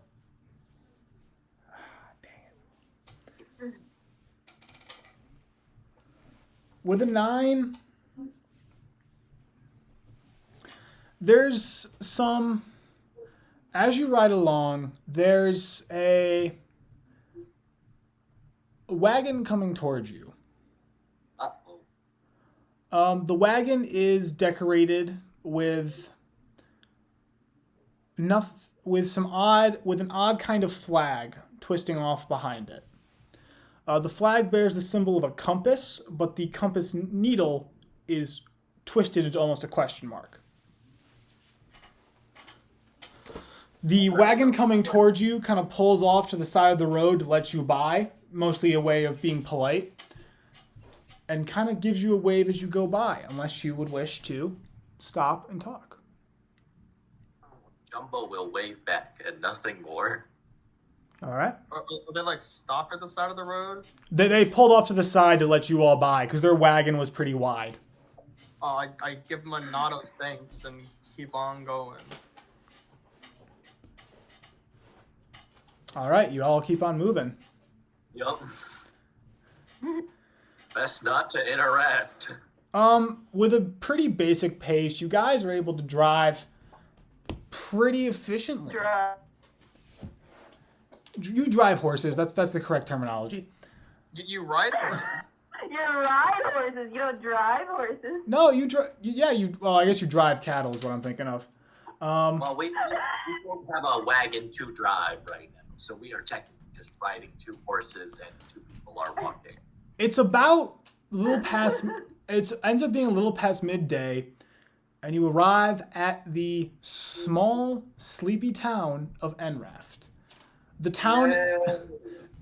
Entering the town, you kind of you come to the bottom of a hill, and half a mile in front of you, you can see the town of Enraft, backed by thick forest of trees looming over. You can see a small river that actually runs through the town. You don't see a whole lot of buildings, maybe only 25 or so. You see several wagons set up on the outside of town with people sleeping or laying outside of them. And you see the blue flag of the Inquisition lying on one of the wagons.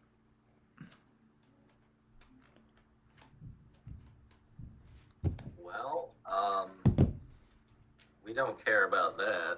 All we care about is the Crimson Eagles and getting a wagon for home.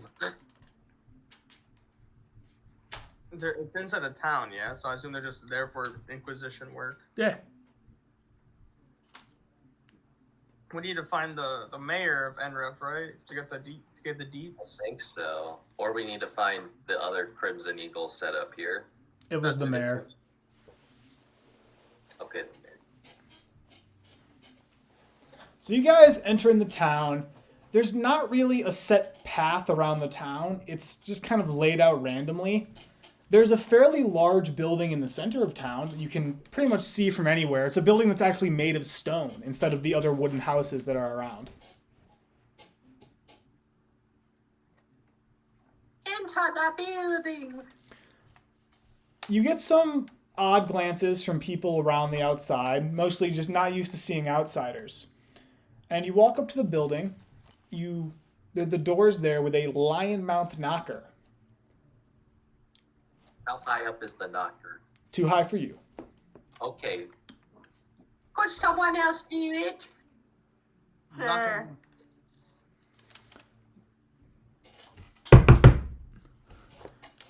And you hear the sound of footsteps from inside the building, and the door opens, and you see a older woman, kind of graying hair, glasses sitting on the end of her nose, dressed rather plainly, almost like working clothes. Answers the door. Yes, I am the mayor here. Who might you be? Hi, my name is Jumba Big Noodle. I'm here representing the Crimson Eagle here to take care of your troll problem. Oh, God. Yes, please come in. I was hoping you all would show within the next 3 days. Hi! Enter the building. It's a rather plain sort of setup. There's a larger table off to the left, kind of with a bookshelf. Then you can kind of see an office set up, and then there's a staircase heading upstairs. It's a pretty plain building. Yeah, we here at Enreft pride ourselves on being one of the foremost connecting towns between the border and hub of Ezelrose. And we take great pride in being able to provide repairs, medical care, guides, and maps to everyone who comes through. But recently we've encountered an issue. And as you've said, a troll has taken up residence on one of the premier travel routes out of Enreft. The Mire, rather. Now, I believe you've been briefed on the rest of your contract of what exactly we need you to do. So I'm going to simply ask if you have any questions and move on from there.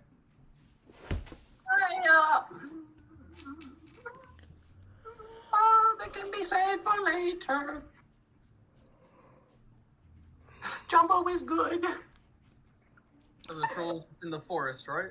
The troll is in the forest, yes. Specifically an area we call the Mire. It's not exactly a travel route, but it is located close enough to a travel route. We've lost 2 wagons and possibly 2 inquisitors. That's not good. Yes, we simply have their wagon out front now, hoping they come back. It is a crime to touch it, so we have simply left it be for the time. I see. Alright, then Jumbo, should we be on our way? Do we need lodging? Are we gonna be here that long? If Guys, you do need lodging, your best bet is to check in with Harriman at the Brown Helmet. It is a simple tavern inn. You might be out of luck though. We have had an influx of people coming from the border in exchange for one of the larger shipment days in order to move things back. Hi. Also, do you happen to sell wagons and horses? We do not, sadly. Most people coming into Enreft own their own wagons and horses. It is simply not a business we've seen the reason to expand into. If you'd like, I could possibly detail you the more economic areas to receive a wagon. That would be nice, please. If you're looking to receive a wagon, your best bet would in fact be Hayden, our lovely sister town to the south, or one of the many suburbs of Glasend. If you're on the poorer side, you likely can find a stolen wagon at Blackrun. Fuck. Me hometown. Although, at Blackrun, there is also the issue of the fact that the wagon is stolen, it can always be reclaimed by the Inquisition. I mean, That's right. Well, thank you very much. I suppose we'll go kill a troll now.